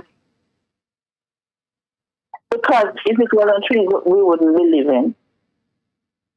So the first thing, but I understand the government have people talking, planting trees all over the place, which is good. But when the people then chop down the trees and they don't plant back any. My grandfather, when he used to cut trees, cedar trees and those, when he cut the cedar tree, he made sure he has one planted and go tall enough so he can cut the next one beside it. When we spoke about the Garden of Eden this morning, it wasn't from the environmental perspective. We were talking about the covenant between men and women and the original design, because you know it's International Women's Day. So, of course, I celebrate your right to speak on whatever topic pleases you. But I wanted it to be clear that we weren't discussing protection of the environment. When we spoke about Eden, you know, Eden has come to mean not just the physical environment, but also the covenant between those who occupy the garden on how they relate to each other as well as to the environment. So, you being a woman of great accomplishment and heart yourself, what would you like to say on how we return to that covenant of equity between men and women? The only thing we can do, in this Jamaica here, is helping other women to know how beautiful they are and the man them how handsome they are and they must behave themselves. So you're talking about loving and respecting yourself, your own identity. Each other, but you see, people right now, I found some people quarreling about Paul, About who? Paul. Which Paul? The one who writes in the... Oh, the Apostle Paul. Right. Because remember, we have Ras Paul too, Huh? Remember, we have Ras Paul. Okay, sorry. I'm teasing you, but the Apostle Paul, what were they quarreling about the Apostle They're Paul? quarreling about Paul. So Paul don't have any respect for woman because the woman is supposed to be subjected to the man. And a lot of women, even religious women, are quarreling about Paul. And I'm saying in the Christian field, because Paul said this and Paul said that. The active everything is what for. But when it comes on to two things, let your women keep silent within the church worship service. And the other one is that Paul is talking that people must be submissive. So women must be submissive to the man. It's only showing respect to the man, That's all that needs to happen. So if we start loving ourselves, I think the problem in Jamaica is that we don't love ourselves. Loving ourselves, we'll be able to love everybody out there and treat each person equally. Well, the standard for loving others is as you love yourself. Yes. So it begins you have with... to love yourself as a woman as we go there. To me, me. Mm-hmm. We cannot see me unless I see you. Because that me living all over. I cannot see me until I see you. You have to look at each other and understand that you are all wonderfully and beautifully made. And there's nobody ugly in the sight of God. So you're saying I can't see, you can't see the other. What did you say? You can't see yourself until you see others? Yes. So it begins with others and not with yourself? Well, not only that it begins with others. When you see the movement of others, then you can evaluate the movement of you, how you move. But we don't define ourselves based on others. Is it not that you would set the example for others to follow, rather than you taking the lead from others? Well, what is happening is that I'm following as well. Yeah. So when I see you, for instance, when I see you, I see a gorgeous, beautiful woman in front of me. Mm-hmm. And so I am a gorgeous, beautiful woman as well. You understand? Well, yes. I mean, of course, we advocate a different approach because the perfect commandment, the most powerful commandment, begins with loving God with everything that is within you, and then loving others as you love yourself. When you love God, you develop a knowledge of self that is in alignment with how God has created us. And so if you are in tune with who you are, then it gives you the eyes and the tolerance and the appreciation for others, and you begin to love them as you love yourself. You knowing that God loves you unconditionally and learning through that love relationship with your Creator to love others. So and the reason I'm casting it in that way for you and those listening is because many of us see hate and frustration and abuse and rejection in others. That's what we see. We stand before a parent who is telling you that you're not going to amount to nothing because you're just like your papa or your mama, or whichever parent is speaking will throw something at you. That is what a lot of us see. And persons like people who come out of a history of slavery where family was dysfunctional and broken up, and you what you see external to you that looks like you is not uplifting, and what you see that might have positive elements to it is what you're seeing in the house of your oppressor. And you begin to get a really weird kind of idea about how the world runs and where goodness and beauty lies. So we have to be especially careful that we don't define ourselves through the eyes of others. We can come to a true definition of self and a recognition of true identity within our own consciousness before we even take into our minds what people are saying about us. Well, you are correct on that. Yes. In the sense that, well, let's put it this way. I cannot love God if I don't love you from your head to your toe and from your toe to your head. Because you are around me. Yeah, so, no, you keep turning it around, but the truth is, I cannot love you unless I love God. And you are saying you can't love God unless you love a human being. No, you can't love a human being unless you love his creator. Okay, that's correct. Yes, yes. But he said, I think it's John who said that we must love. I forget exactly what I was saying there. But what it simply means, though, he said that you cannot see God. So what we are supposed to see is those around us, because there are gods around us. They have God's spirit in them, right? So he said that we cannot love God who we don't see and hate those who we see. So the whole thing is that that scripture. But that scripture was exposing the hypocrisy of those who say, I love God while I am beating up my neighbor. So it's turning a light on... Yeah, it's turning a light on even those who say, I stand to serve the people. I serve my country, while you are abusing the citizen, each citizen. You can't serve country without serving the individual citizens who come before you with their hurts and their needs. But as always, thank you. Yes. One little thing I want to leave with you. Yes. Is that I heard the Prime Minister say he was building 1,000 houses or something like that. And this is nation building. I was shocked to hear that coming out a man who is educated. The first thing in nation building is building your people. Yes. And if you can't build your people, may as well you go somewhere else. Yes, well, we're lock up somewhere. We're in agreement building with that. The people, not building concrete structures. Yeah, we're in agreement with that. Some of them lock up all over the place and not being used. We agree with that, my dear. Have a blessed day. And you stay beautiful. Thank you. All the women out there, you are beautiful. Love you. Fine. Good morning and welcome to the Morning Connection. Good morning to you. You know, it's National Women's Day today, so I'll be patient. For all the women out there,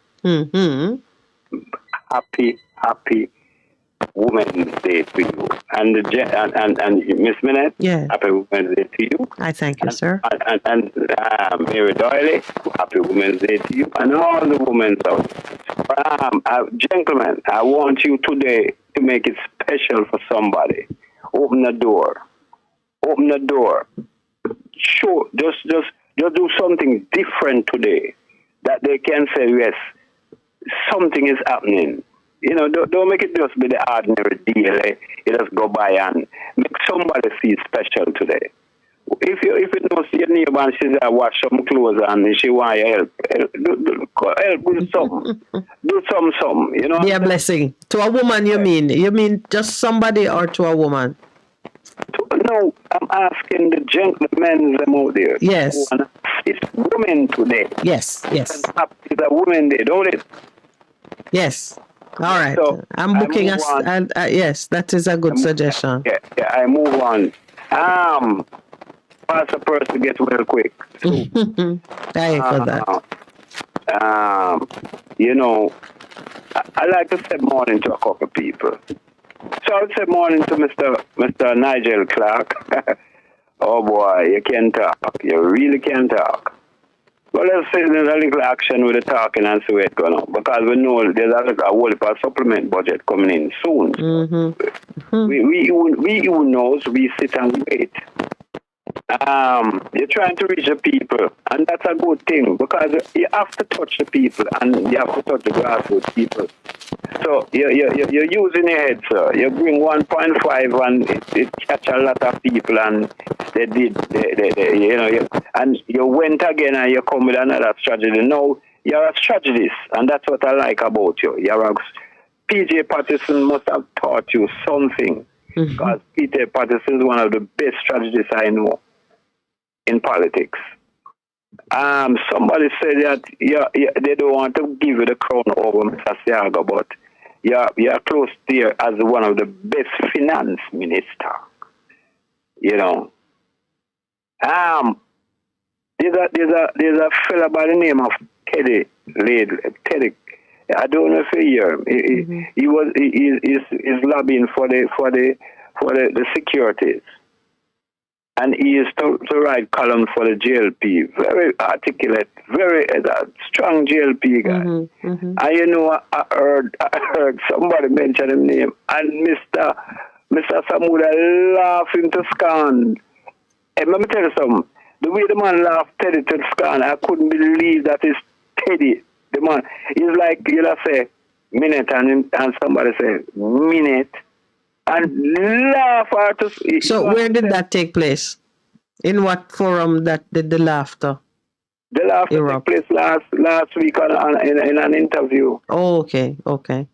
In an interview. So the minister was laughing at the idea of this. Teddy Lately. Teddy is it's not Teddy Lately name. Teddy something another. But he comments on what? Finance, or he comments on lobbying for the securities. For better payment. He wasn't even on all angles. And he's trying to say Teddy is a nobody. I figured. This is what he's saying. He's saying Teddy is a nobody. Who is Teddy to come and talk about security? That's what he's saying, you know. You understand? Yes, but they have, this administration has announced they've put the minister said they will lead the way in treating security guards as full-time, as employees and not contract workers. Is this what we're talking about? Those same security, or is different security? Those same security. Okay. I don't forget his last name, but he's one of the strategists. He was one of the those who write column for the JLP, and him is more JLP than anything else. But when I heard Mr. Samuda laughing at the man, I couldn't believe this minute. I sit down and I said, wait. You see, the man is trying to make a difference in lobbying for the security, for better payment and all of this. And the man laughs, the man to scorn. If I go, you know what I'm going to do? I'm going to try to get a clip. Because I do. When I hear the man, I say, then what on? He said, Teddy, like him I said, Teddy. And the man laughed, the man to scorn. Now, this is a fella trying to make a difference. Yeah. Put politics aside. We're talking about you, man, now. These people just think about politics, you know. This is the same man where say, them are bamboos and bamboos and lackeys and all that, you know. This is the same man I talk about, you know. So, you know, these people just go around and call people name and just look down on people. The second point is, people, no. I don't understand people on a whole. We are feeling the pinch, and people say, rise up and sit down same way. What you think sleeping in bed and talking can help? Eh? You have to make the people know that you're not satisfied with what is going on in Jamaica. If you go shop today and a pound of sugar is $20, you go back tomorrow and the next week is $25. I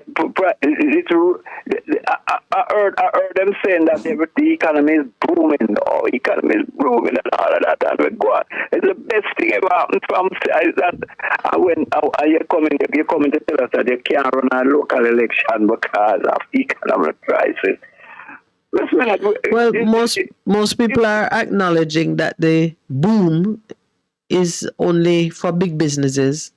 Okay. The ordinary folk are left behind, and it must be because when Fitch can upgrade us to B plus, that's about business. Just a minute. I stand to apologize. I apologize. I did not know. Yay. So it's for the big man and not the. It's not for the ordinary man there. No, there's nobody measuring your boom. Thank you very much. Fitch don't measure what's happening with real people. Thank you very much, my learned friend. I did not know. But Yeah. to me, But you are right that those who are feeling the pinch have to get up. It's not time to be comfortable in your bed and think that somebody is gonna come and rescue you. of course, somebody calls and for come out. I want to sit down because I'm not orange and not green. I want to come. No, stop it. I want to get up. It is going to get worse. It's not getting no better. Me, I tell you that. And when me talk, you don't understand. You see a man who will vision and can see from afar. Yes. I am telling people, and let me speak very softly. It's rough. It's rough this minute. It's not easy. I know people out the road are big, turn bigger. Some people just make up their mind for turn street people. Because the rent can't pay the light. Well, I tell you, yesterday, a lady whose diction and elocution was like a teacher or a banker stopped Lowell to say that, she was waiting on him to come out of the supermarket so she could beg him some assistance for her, what was it she said again? Her, like she said, retarded. She has a sister whom she's looking after in St. Mary who is disabled. And, she was waiting to hear the lady speak and make her pitch. I said, this is not a woman. This is not the voice that is usually begging money. So, a lot of people are falling and getting into places that they didn't dream of. But we're at the 9 o'clock hour, my brother. So we have to take the station break. Touch it quickly then so we can. I need to speak to you after, but I have a cousin of 30 years teaching at a school. And you know that she lost her job. The principal came there and him run with about half of the whole staff them. Run away after 30 years. She have nothing to get. She have to look for. She migrate for go look the work of foreign because there's no justice in the country. That's why the teacher them must stand up. Mr. To have a good day. All women, you too, brother. Have a blessed day. Thank you very much. All right. Okay. Yes. You're simply the best. You're simply the best.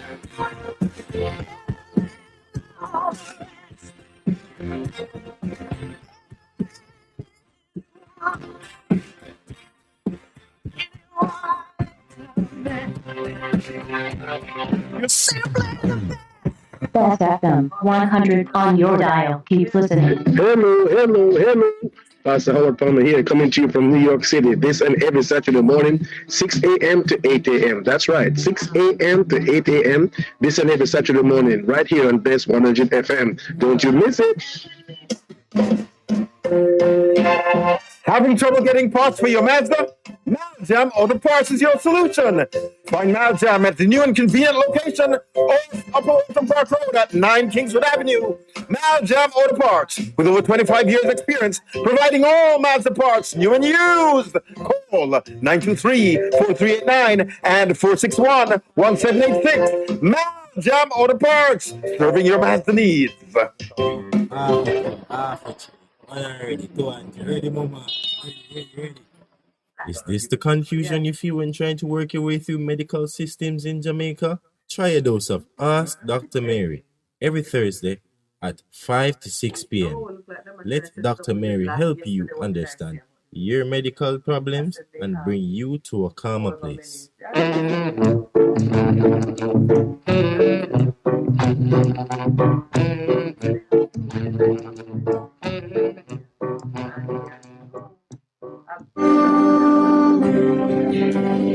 standing in your presence. Glory Connect! Glory Connect! Join us on Best FM with Apostle Prophetess Denise Wellington and Pastor Alicia Gonzalez Morgan. Every Saturday at 4 p.m. on Best FM Radio. Come out and discover your purpose. Take up that phone and dial now. Call and experience something new. Experience something great. Experience your own expression of encountering the supernatural glory of God's abundant life and transformation being fulfilled. What are you waiting for? Are you depressed, oppressed, worn out, tired, or stressed? Have you discovered your true purposes yet? This is the moment. What are you waiting for? Connect now to Glory Connection. Call and experience the Word of God, intercession, healing, and deliverance. Experience something great. Receive salvation and breakthrough. Connect. Tell a friend, family, and your neighbor. See you then. Veteran Printers for all your printing needs. We specialize in calendars, flyers, brochures, and more. Call us today at 968-7506. That's 968-7506. Or visit us at 4 East Bloomsbury Road, off Haggard Park Road. Veteran Printers, your best choice in printing. What should a taxi service do for you? On-time taxi service is more than just a ride to the other side of town. They offer clean and spacious vehicles, reliable service, and promise to always look out for their customers. They'll come when you call and take you where you want to go on time. You can call us at 926-3866. We are something special on the road. The Morning Connection is not your usual talk show. We aim to stimulate discussion and chart new paths to self-empowerment. So please join us, Minette and Percy, on The Morning Connection, Mondays to Thursdays, 6 a.m. to 10 a.m. on Best 100 FM. It's good. It's better. But nothing beats.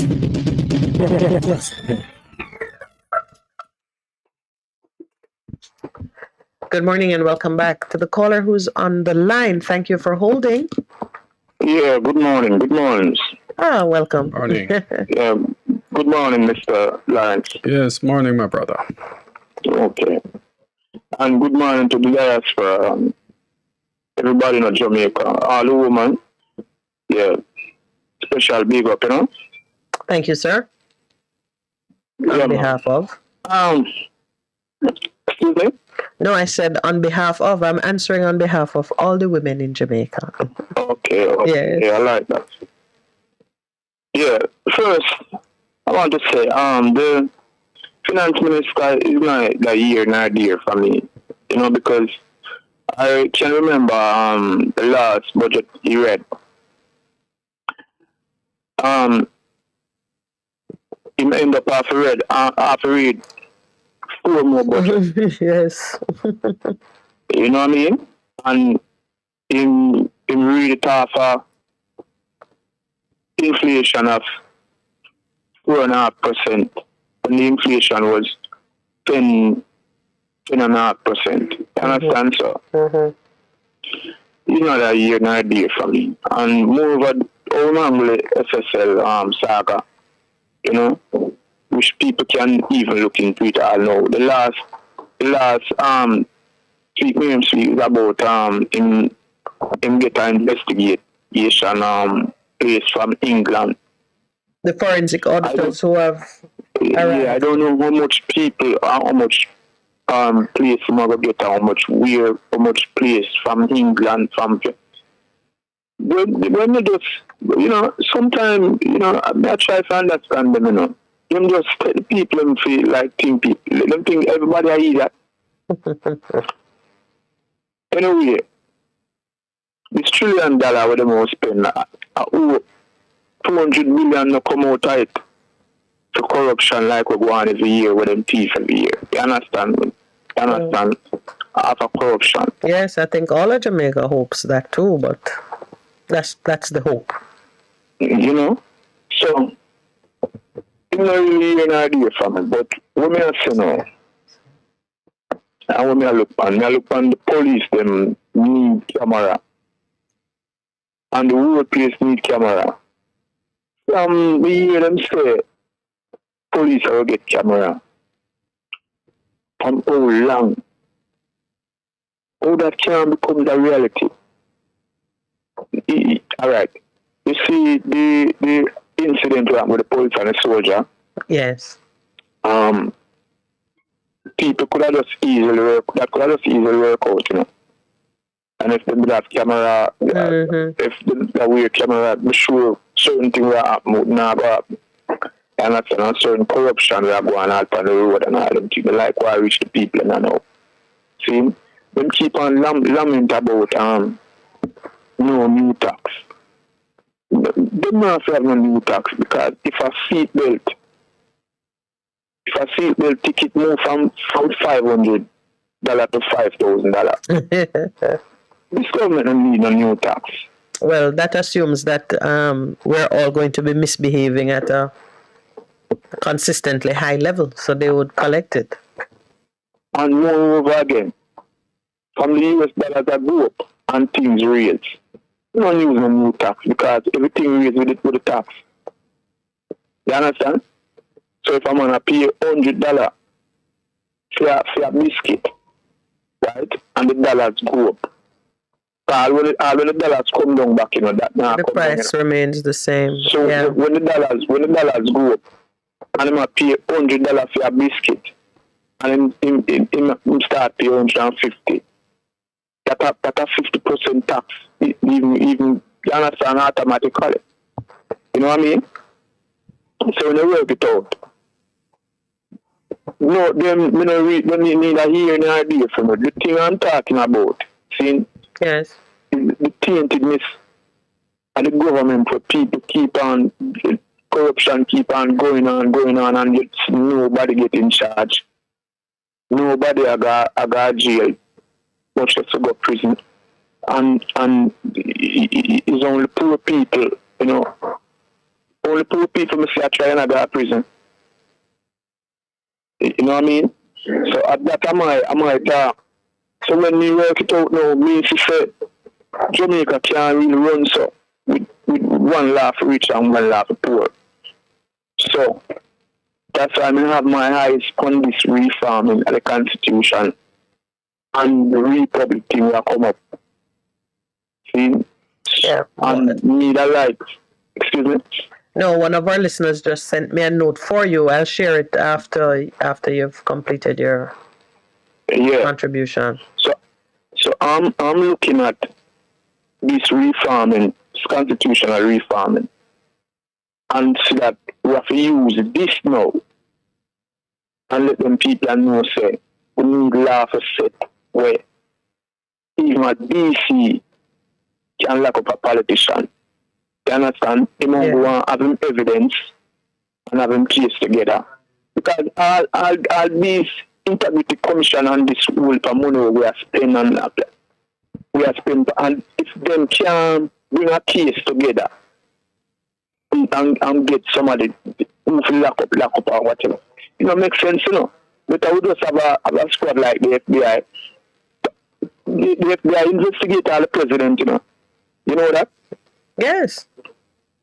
So we just need a body where investigate from where you say I find it can reveal so well them MP are going things in our community and corruption and where I see and them investigating. See and get them. We cannot pay this whole of money to this whole of body and this that this whole of body. And we can't and it not work out. You know what I mean? Yeah. So we need to get putting them bills there. Now tell me now, when you see the PMP select two people to go up on the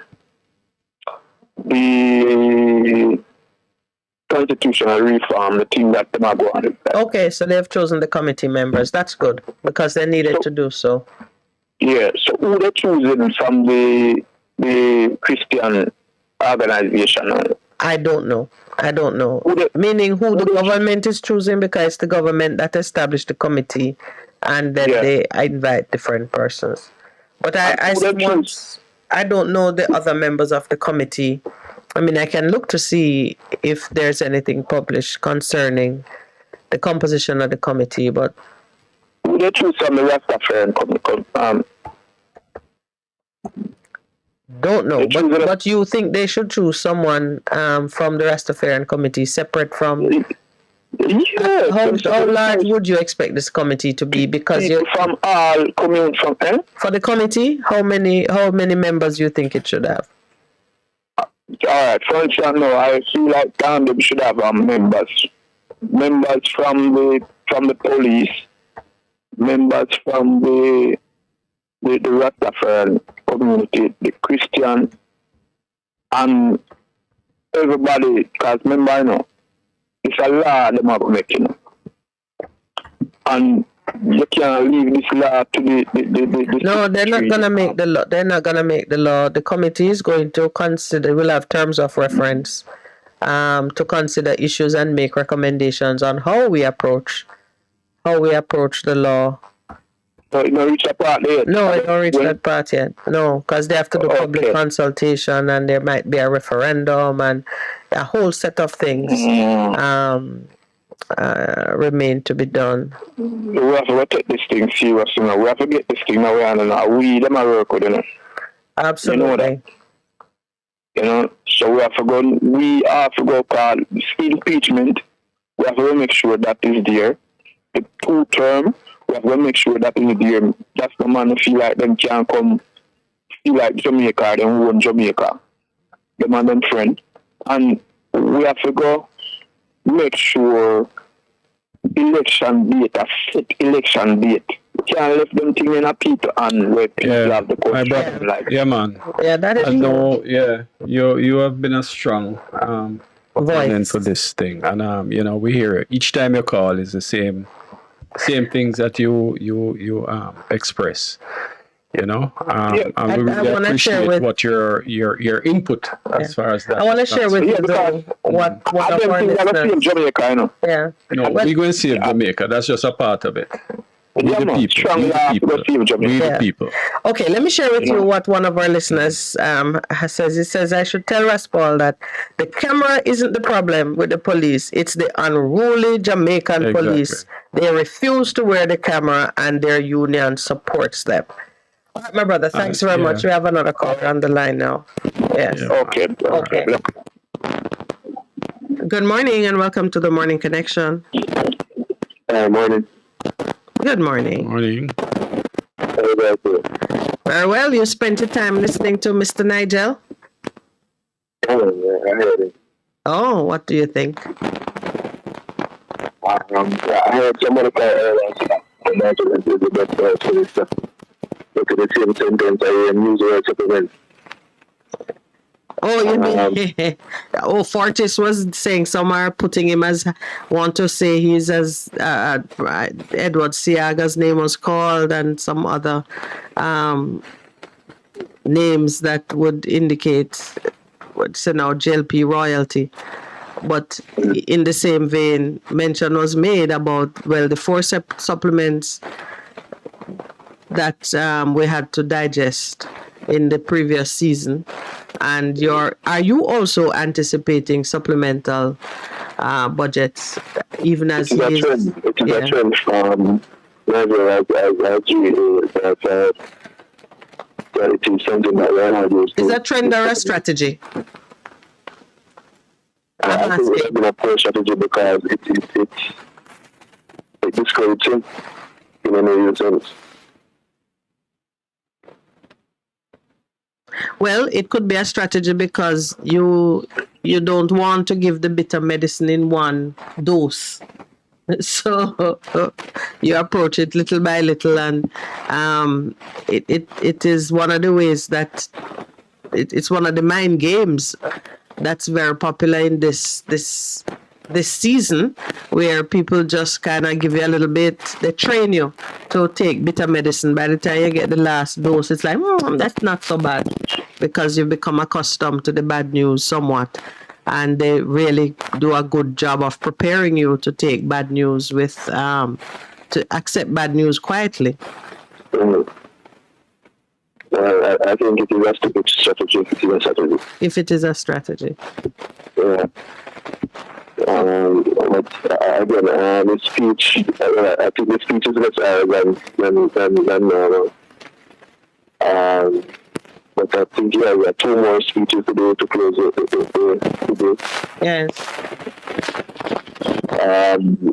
I think the tone needs to change. Because he has been proven wrong by the opposition, especially in the last dispensation.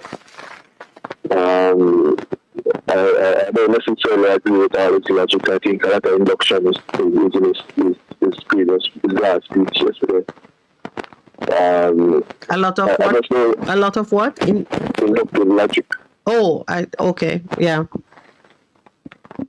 And I don't think that's a place that he needs to speak from as a minister. I think he needs to speak from a place of reduction, a place of fact. I think he's a very good storyteller. He's an answer. When he brings forward some other things and take them out of context and feed them to the people. Mm-hmm. I would never say that he's the best finance minister.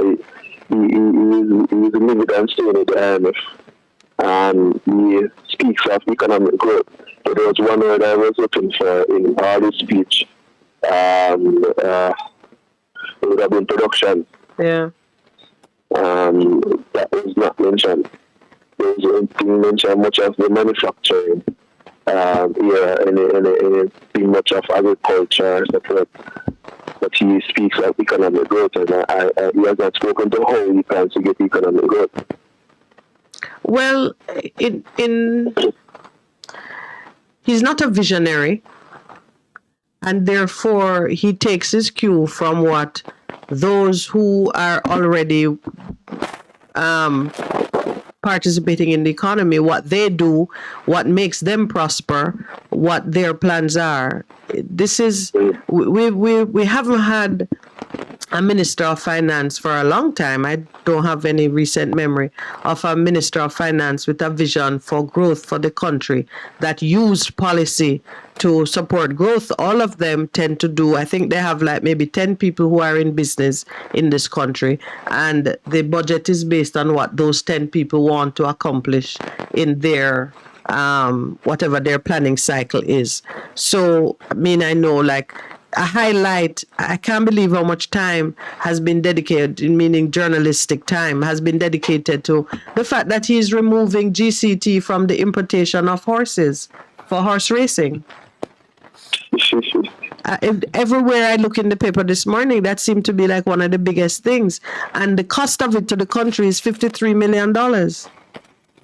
53 million. It says that's what the government is giving up to allow the horse racing industry to import new stock, because apparently the stock is played out and old now, and for them to bring in new stock and revitalize the quality of what's on the island, they were having to pay 15% GCT.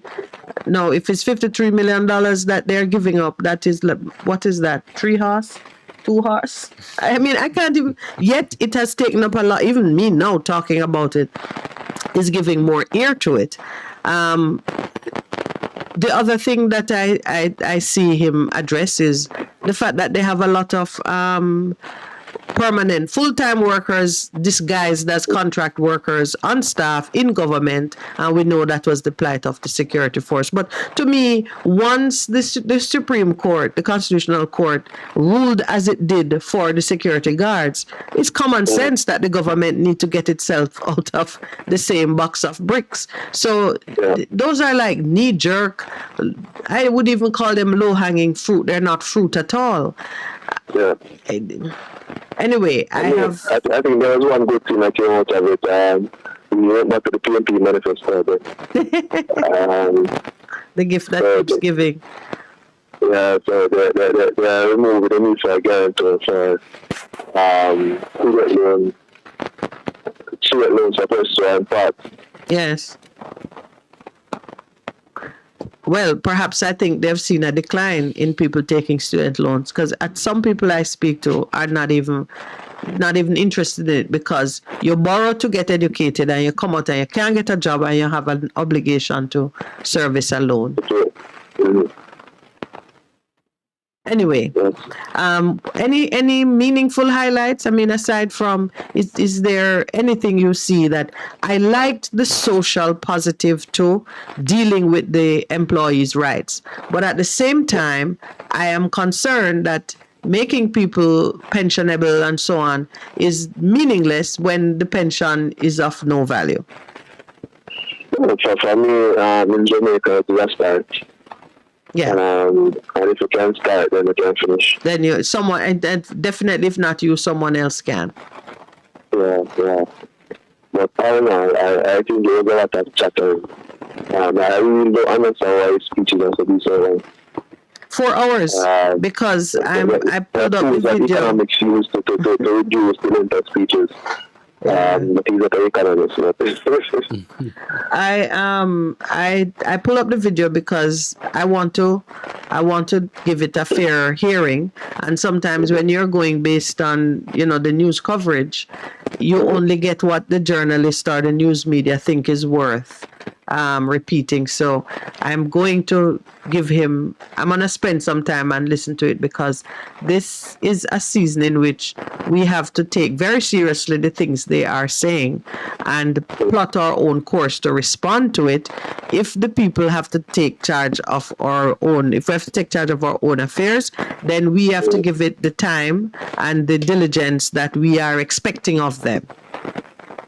And I think it was insensitive in talking about the whole wage issue. In the budget, they explained that there are billions of dollars for these workers who have not yet signed. Yes. So I think the bigger issue that the workers are having is after they have signed, after they have gotten this one-time payment back money, what will happen going forward month to month? Yeah. I think that is the greater issue, and he has not addressed that. I think that's the issue that a lot of these unions are having, and he's not addressing that. Perhaps, there's one thing that you might be able to explain to me because I caught up, I'm not sure I understand it well, and I see Big Truck say he loved the part about the used car industry. I saw him make a note, and you talked about the inductive reasoning. I saw him make a point, it's covered in the paper, about there not being second sale car businesses because when an individual sells a car, they pay a flat fee of $12,000 to $18,000. But if a company sells it, full GCT of 15% is charged.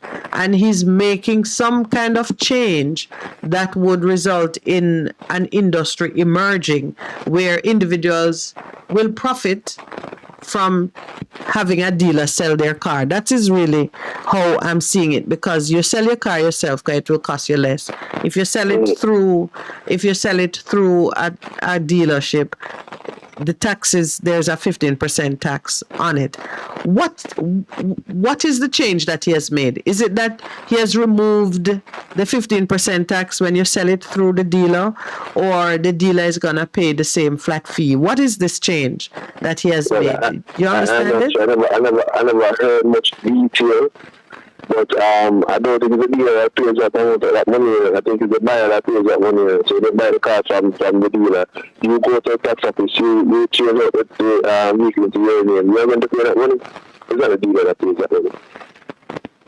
Say that again for me. When you go as an individual to buy the car, right? You buy the car for the dealer. You go to the tax office to change out into your name. Yeah. You are the one that pays that money. The dealer don't pay that money. You, the buyer. You the buyer pays that money. But you pay a flat fee of $18,000 or $12,000. Yes. But he, in his speech, he said if a dealer is involved in the sale of the car, it's 15%. But how is the tax office going to know that dealer is in the sale of the dealer does not own the car? So you mean on behalf of somebody else? Okay, so that whole thing is based on a fallacy, a false premise? It was all like that, exactly. All right, I'm going to see what. Come, Big Truck, tell me what it is that the minister, what is this new industry, this new business?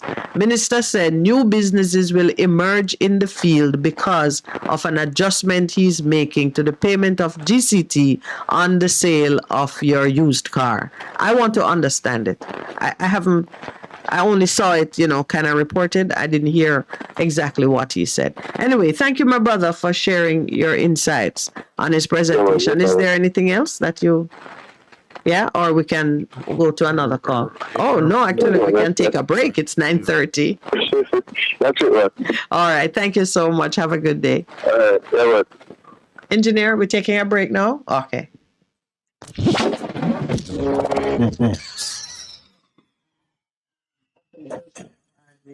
Members of the Constitutional Best 100 FM presents the Mature and Moving Up Show, Lascelles Butch Chen, on Thursdays from 6 to 9 p.m. Welcome to this pioneering radio program on our continuing work in our maturing years. Compellingly defined to educate and liberate the younger generation. Tune in and welcome. What should a taxi service do for you? On-time taxi service is more than just a ride to the other side of town. They offer clean and spacious vehicles, reliable service, and promise to always look out for their customers. They'll come when you call and take you where you want to go on time. From anywhere at all, you can call us at 926-3866. We are something special on the road. For a better choice in all your electrical supplies, A, authorized 3M dealer and better brand names. B, better service including free island-wide delivery. C, all major credit and debit cards accepted. It's ABC Electrical Sales. Shop number 8, Hagley Park Plaza, Kingston 10. Open Monday to Friday, 8 a.m. to 5 p.m. Saturday, 8 a.m. to 4 p.m. We make your electrical jobs as easy as ABC. Call 754-382-528 or fax 754-3659. ABC Electrical Sales for a better choice.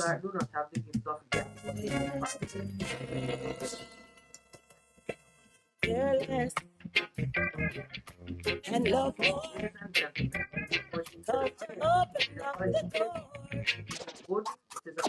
Live, camera, volume. Live it up Fridays on Best 100 FM, 10 a.m. to 2 p.m. with I, Ibilion, each and every Friday, giving you the better vibes heard everywhere.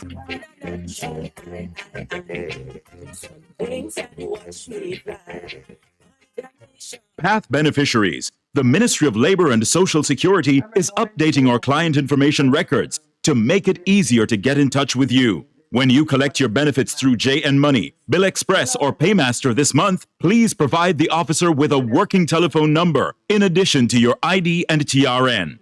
Path, advancing your family, developing Jamaica. A message from the Ministry of Labor and Social Security.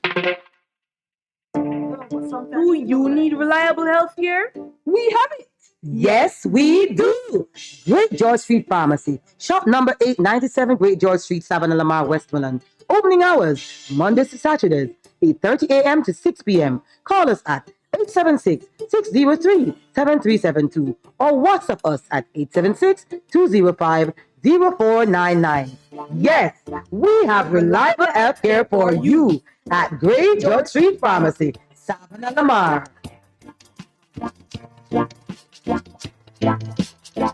Crystal clear and sharp vision. Ultra Clear is a total natural herbs formulated to activate the adult replacement stem cells in your body, sending them to the eyes to repair the damaged cells. Take 1 teaspoon daily in hot water and watch the improvement in your vision. To get yours, call Hafco Herbs 876-540-8871. That's 540-8871 or WhatsApp 533-0462. Half a tree, one and drive, Bossy, how we do I take taxi start? Chano, I want to tell you, say, at 2 months now, my transmission mash up, and I check everybody and can't hear nothing positive. Yeah, hear me? Yeah, waste all that time I shop around and never call the experts. Winters, auto, have them.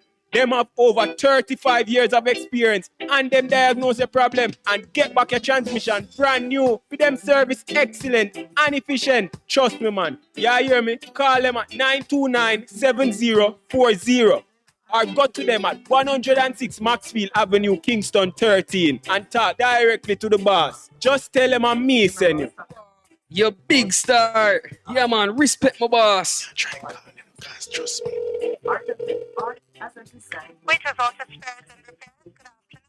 Ah, what a relief. Need a package delivered? Give Via Express Courier and Shipping a call. We have secure and efficient island-wide delivery at competitive rates. Same day and next day delivery are also available with 32 pickup and drop-off locations island-wide. We offer the most accessible courier services. Contact us now at 876-499-2621 or 876-499-2554 or visit our website at myviaexpress.com. Or visit one of our 32 locations across the island. Choose Via Express Courier and Shipping for your everyday deliveries and international shipping. Best 100 FM is the authentic voice of Jamaica, promoting your prosperity with better vibes and better music. Let us promote your goods and services for you. Advertise with us.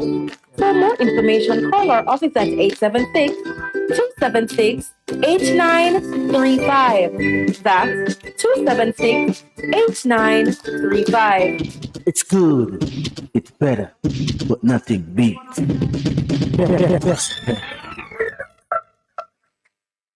Welcome back and thank you for holding.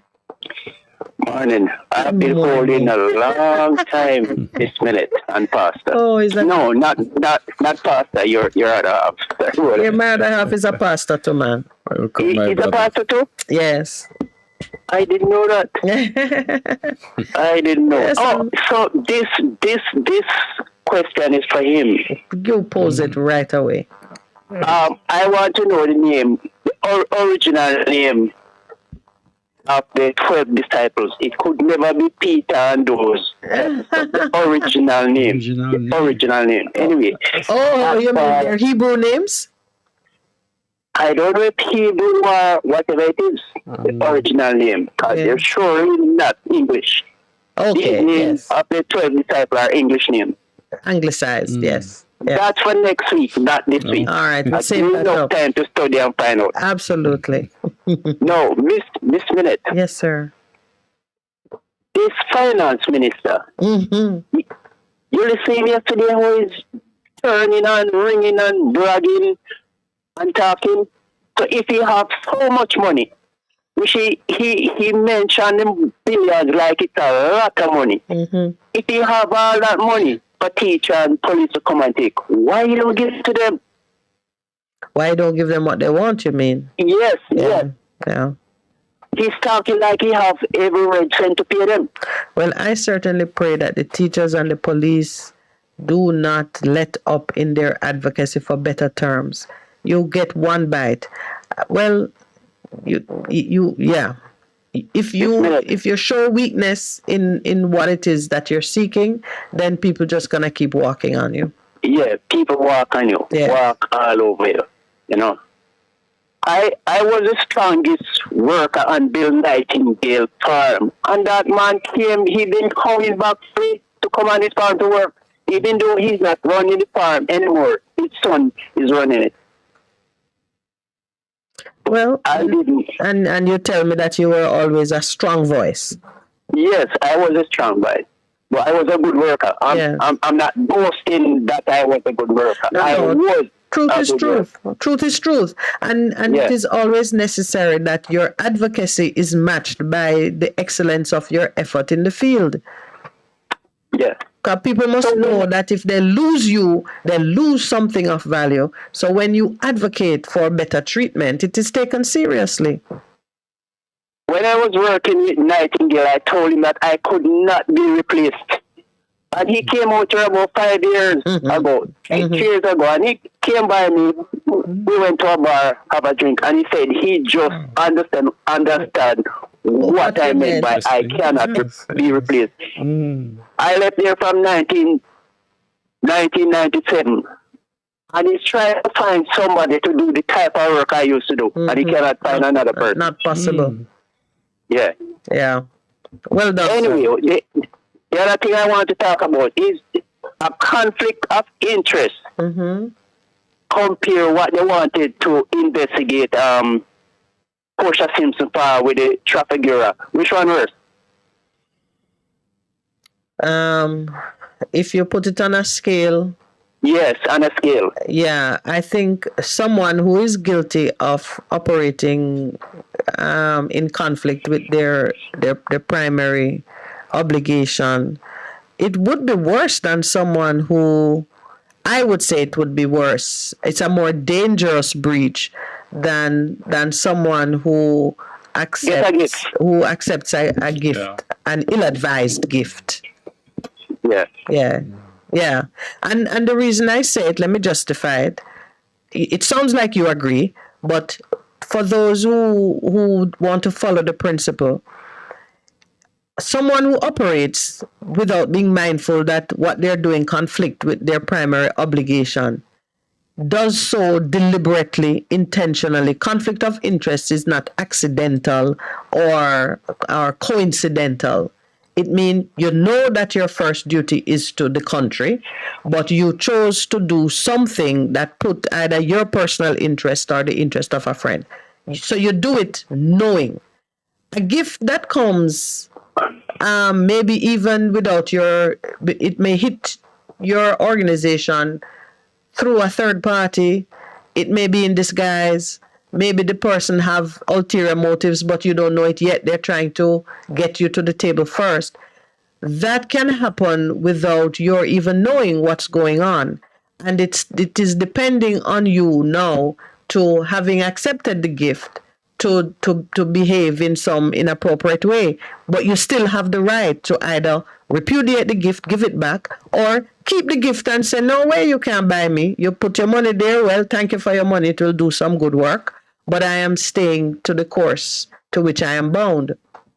Once you have acted in conflict, there's no going back. So, Miss Millett, do you think some of those money is in that fancy wall? Some of which one? The conflict of interest money that it's in the wall. Well, it leaves it open to speculation. And I don't share the Prime Minister's confidence that the failure to prosecute means you're in the clear. Someone can choose not to prosecute because there's just not enough evidence that you can use to mount a successful prosecution. Maybe a witness dead. Maybe the witness won't talk to you. Whatever the case might be, failure to prosecute don't mean innocence. It's the same thing I'm saying about a man that is trying to run again as MP down here. Yes. He got off that case. Yes. But maybe he was guilty, maybe he was not. But in my eyes, he was guilty. So he shouldn't put up himself again to run. Yeah. He shouldn't. Yeah. He only care about himself, I think. Right. I have been champion that from ever since before, I understand your point. There are some accusations that, and sometimes, it's not even that you think the person is guilty and got lucky. Sometimes in a political campaign, you don't want to waste valuable time trying to dispel rumors, or while your opponent have a clean track record and nothing controversial to address, you are out there having to calm down people's anxieties about various things. So it becomes difficult as a practical matter to spend your time and your resources in the best way because you're having to fight off ghosts. Yeah, that's a difficult one because you're also saying that the person has nothing good to offer society. And I mean, things happen. People change. People repent and do what they need to do. So therefore, you can't just throw a man on a dust heap just like that. Well, there's a place for that recovery walk and the redemption. It may not be politics. So the question is whether or not you think that he has done what is necessary in order to win the confidence of other persons going forward. Mr. Minute. Yes, sir. One last thing I don't say. I do body work and painting and cars. Normally, I'm charging like what I've been charging 10 years ago, even though material has gone up about 100, 200%. But people can't pay, so you have to work with them, or I don't have a job. Yes, yes. There's a man came to, I have a friend, and a man hit his car, and he wanted to give his body man. The man that hit the man car and wanted to give the car that get it to his body man. And the man said, no, this man work for me. Mm-hmm. So he came to me, and I said, all right, normally I charge 15 grand, include material. Give me 8,000 as this is comrade price. It's a comrade price. Mm-hmm. Reach through the line. This is real. This is real thing. This is something that happened. I truth me tell you. They say give me 8,000, 15,000, you know, pay job. Lowest. They say I come readily, give me 8,000. I had one problem to get the 8,000, and the man have money. Yes. The problem is that you Actually, I was half price me charge him, and him no want pay. And it's twice the same thing happen. Have a nice day.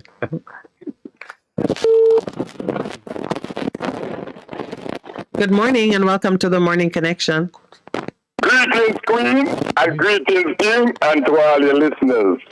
Greetings, Greetings to you, my brother. That's today's Woman Day, right? Yes. To all the women them in the world, I listen, no. I love you, no. So I just understand the thing and the foolish one. Today's a very special day to all ladies in the world, which is mother, young mother, mother to be. Once you take on the responsibility of being a child, that is the greatest gift to the Almighty Creator. The Almighty Creator loves us so much, because out of woman come forth life. Not out of the ground, but out of woman. So happy Woman Day to all the beautiful, loving woman in the world. Strong, hard-working woman out there. May the Almighty Creator continue to bless the womb of you and help you and bless you throughout eternity. All right? I want you to acknowledge yourself as a seed bearing of life. A tree cannot bear fruit unless it's a female tree. So it's so important to all the women out there. This is my heartfelt message to you, all women. I want you to listen. Love yourself, value yourself, respect yourself, care for yourself, forgive yourself, stand up for yourself. Be kind to yourself, value yourself at all time, woman. Chase your dreams, follow your passion, discover your purpose. Enjoy your life to the fullness. Don't let no man tell you that he is above you. The Almighty Creator created male and female equal to each other. None is above other. So acknowledge yourself to the fullness. Thank you, sir. Your weakness and focus on your strength. Acknowledge that some people will not like you, and that's okay. Don't let anyone make you feel less of yourself. Never forget this woman. You are beautiful, you are worthy, you are priceless, and you are loved by your maker, Father. Woman of the world, each time I see you, I remember what happened to a baby mother of mine. Mm-hmm. She get a vision one day, she's pregnant, and get a vision. Do not go to market this Saturday. So that's where we are. And what this girl did, Martin, ignored her vision and went to market. Mm-hmm. So I went to my daddy's office at 74 East Street, downtown Kingston, and I knew he coming back. After I got my daddy at him there, the driver was Sterling, that's where it is. So on the way going through Price Right, I see a woman who got the light post. But back way, I could recognize it look like Jackie. So I'm saying to the driver, this woman look like Jackie. And the driver go back down the road, spin on back and come up at the Price Right. It was Jackie at the light post, hook up. And a miscarriage of my car. I feel the fear that my heart bleed. When I look for her, I said, Jackie, why you here? She said, come and just feel something that's a pure I should start bleed. So car in the car. The first thing we go take her to the doctor to get a DNC. I want to lose a child, you have to take a DNC to clean out whatever leave in the womb. It's not difficult for a woman to get conceived if you don't get that to give it.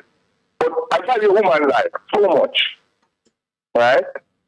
I see woman get pregnant and the baby went in the wrong tube, and that's going to take their life also. Woman pregnant and fall down can lose the child. So I'm at all man out there, regardless of what the woman do, please respect the woman as your equal. Yes. Care for them, share with them, and love them. Please do the best you can for them. Right? And woman, it's not a one-way street, it's about a two-way street. You love me, me love you. You care for me, I care for you. I can't love you and care for you and doing everything for you and then you don't give a heck about me. Yes. Love is not money, love is not sex. Love based upon the Almighty Creator. Love is caring, sharing, respect each other, looking out for one another, and do the best of your ability. Good. Yes, and to sir. all the women in the world, from my mother and to all mothers, I love and dearly. Not long to this Prime Minister and in budget has stability in my country. Today I sit down and I listen to this man sit down and talking about a crap. How much money you have for police, how much you have for police, and do me a favor now, government of Jamaica, stop taking Jamaican people for idiot. Stop it. Stop taking my people for idiot. You are the people. You are the it always be a strike between police, soldier, teacher, and other civilian. Why? I think you're saying to me, people not Jamaica look like them for hands to Jamaica. And the first one I pay soldier, the second one I private sector, and the rest of them might lead you, and the rest of them have them bank and claim to them more than anybody else. But I have some bad news to tell you all you delicious money running down people. Your money cannot save your life.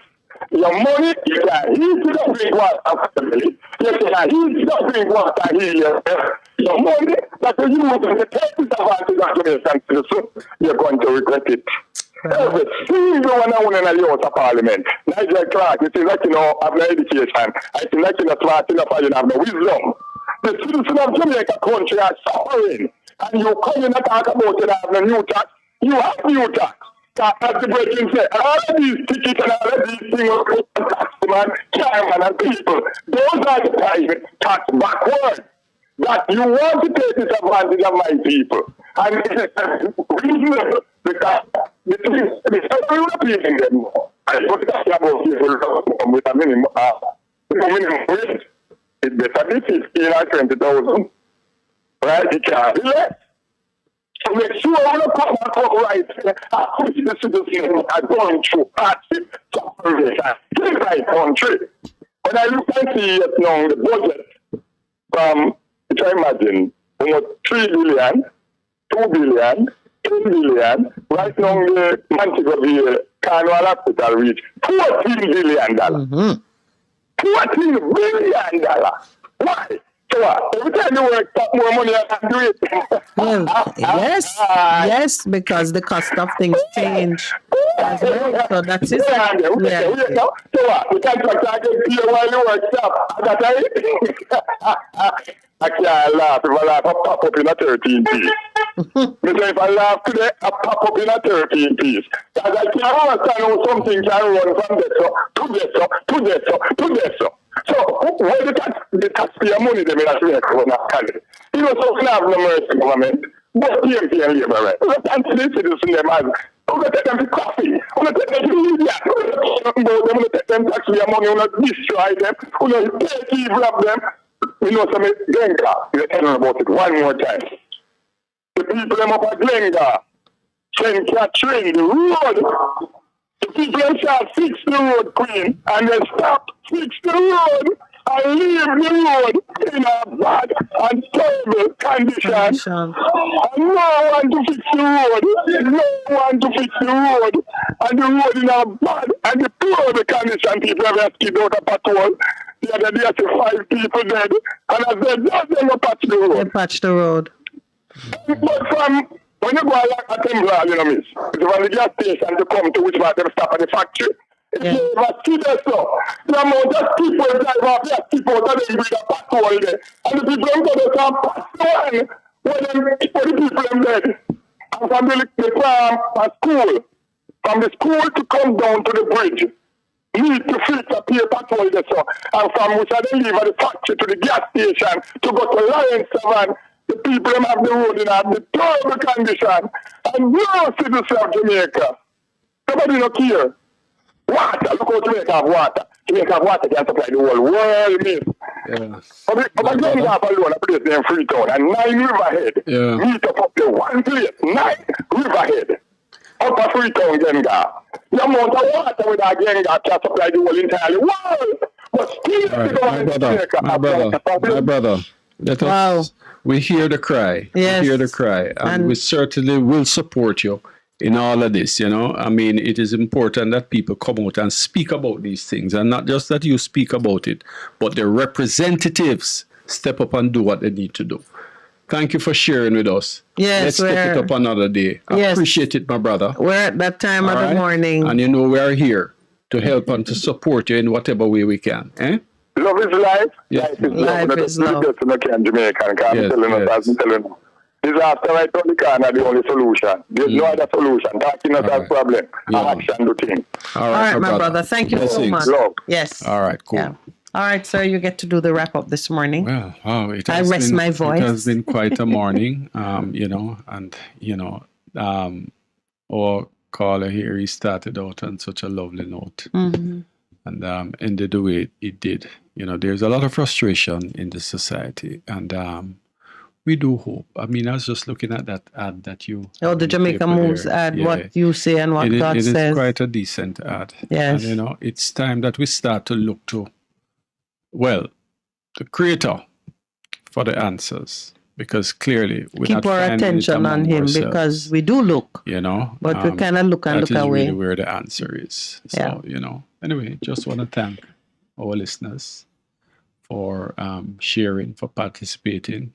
I certainly want to thank you for pretty much accommodating me, even as I sit. Oh, the listeners. Yeah, Okay. you know, sitting for Percy. Our hope is that you'll be back with us tomorrow. In short order. You know, so that's it from me. Thank you, those online, those on air, for joining us this morning.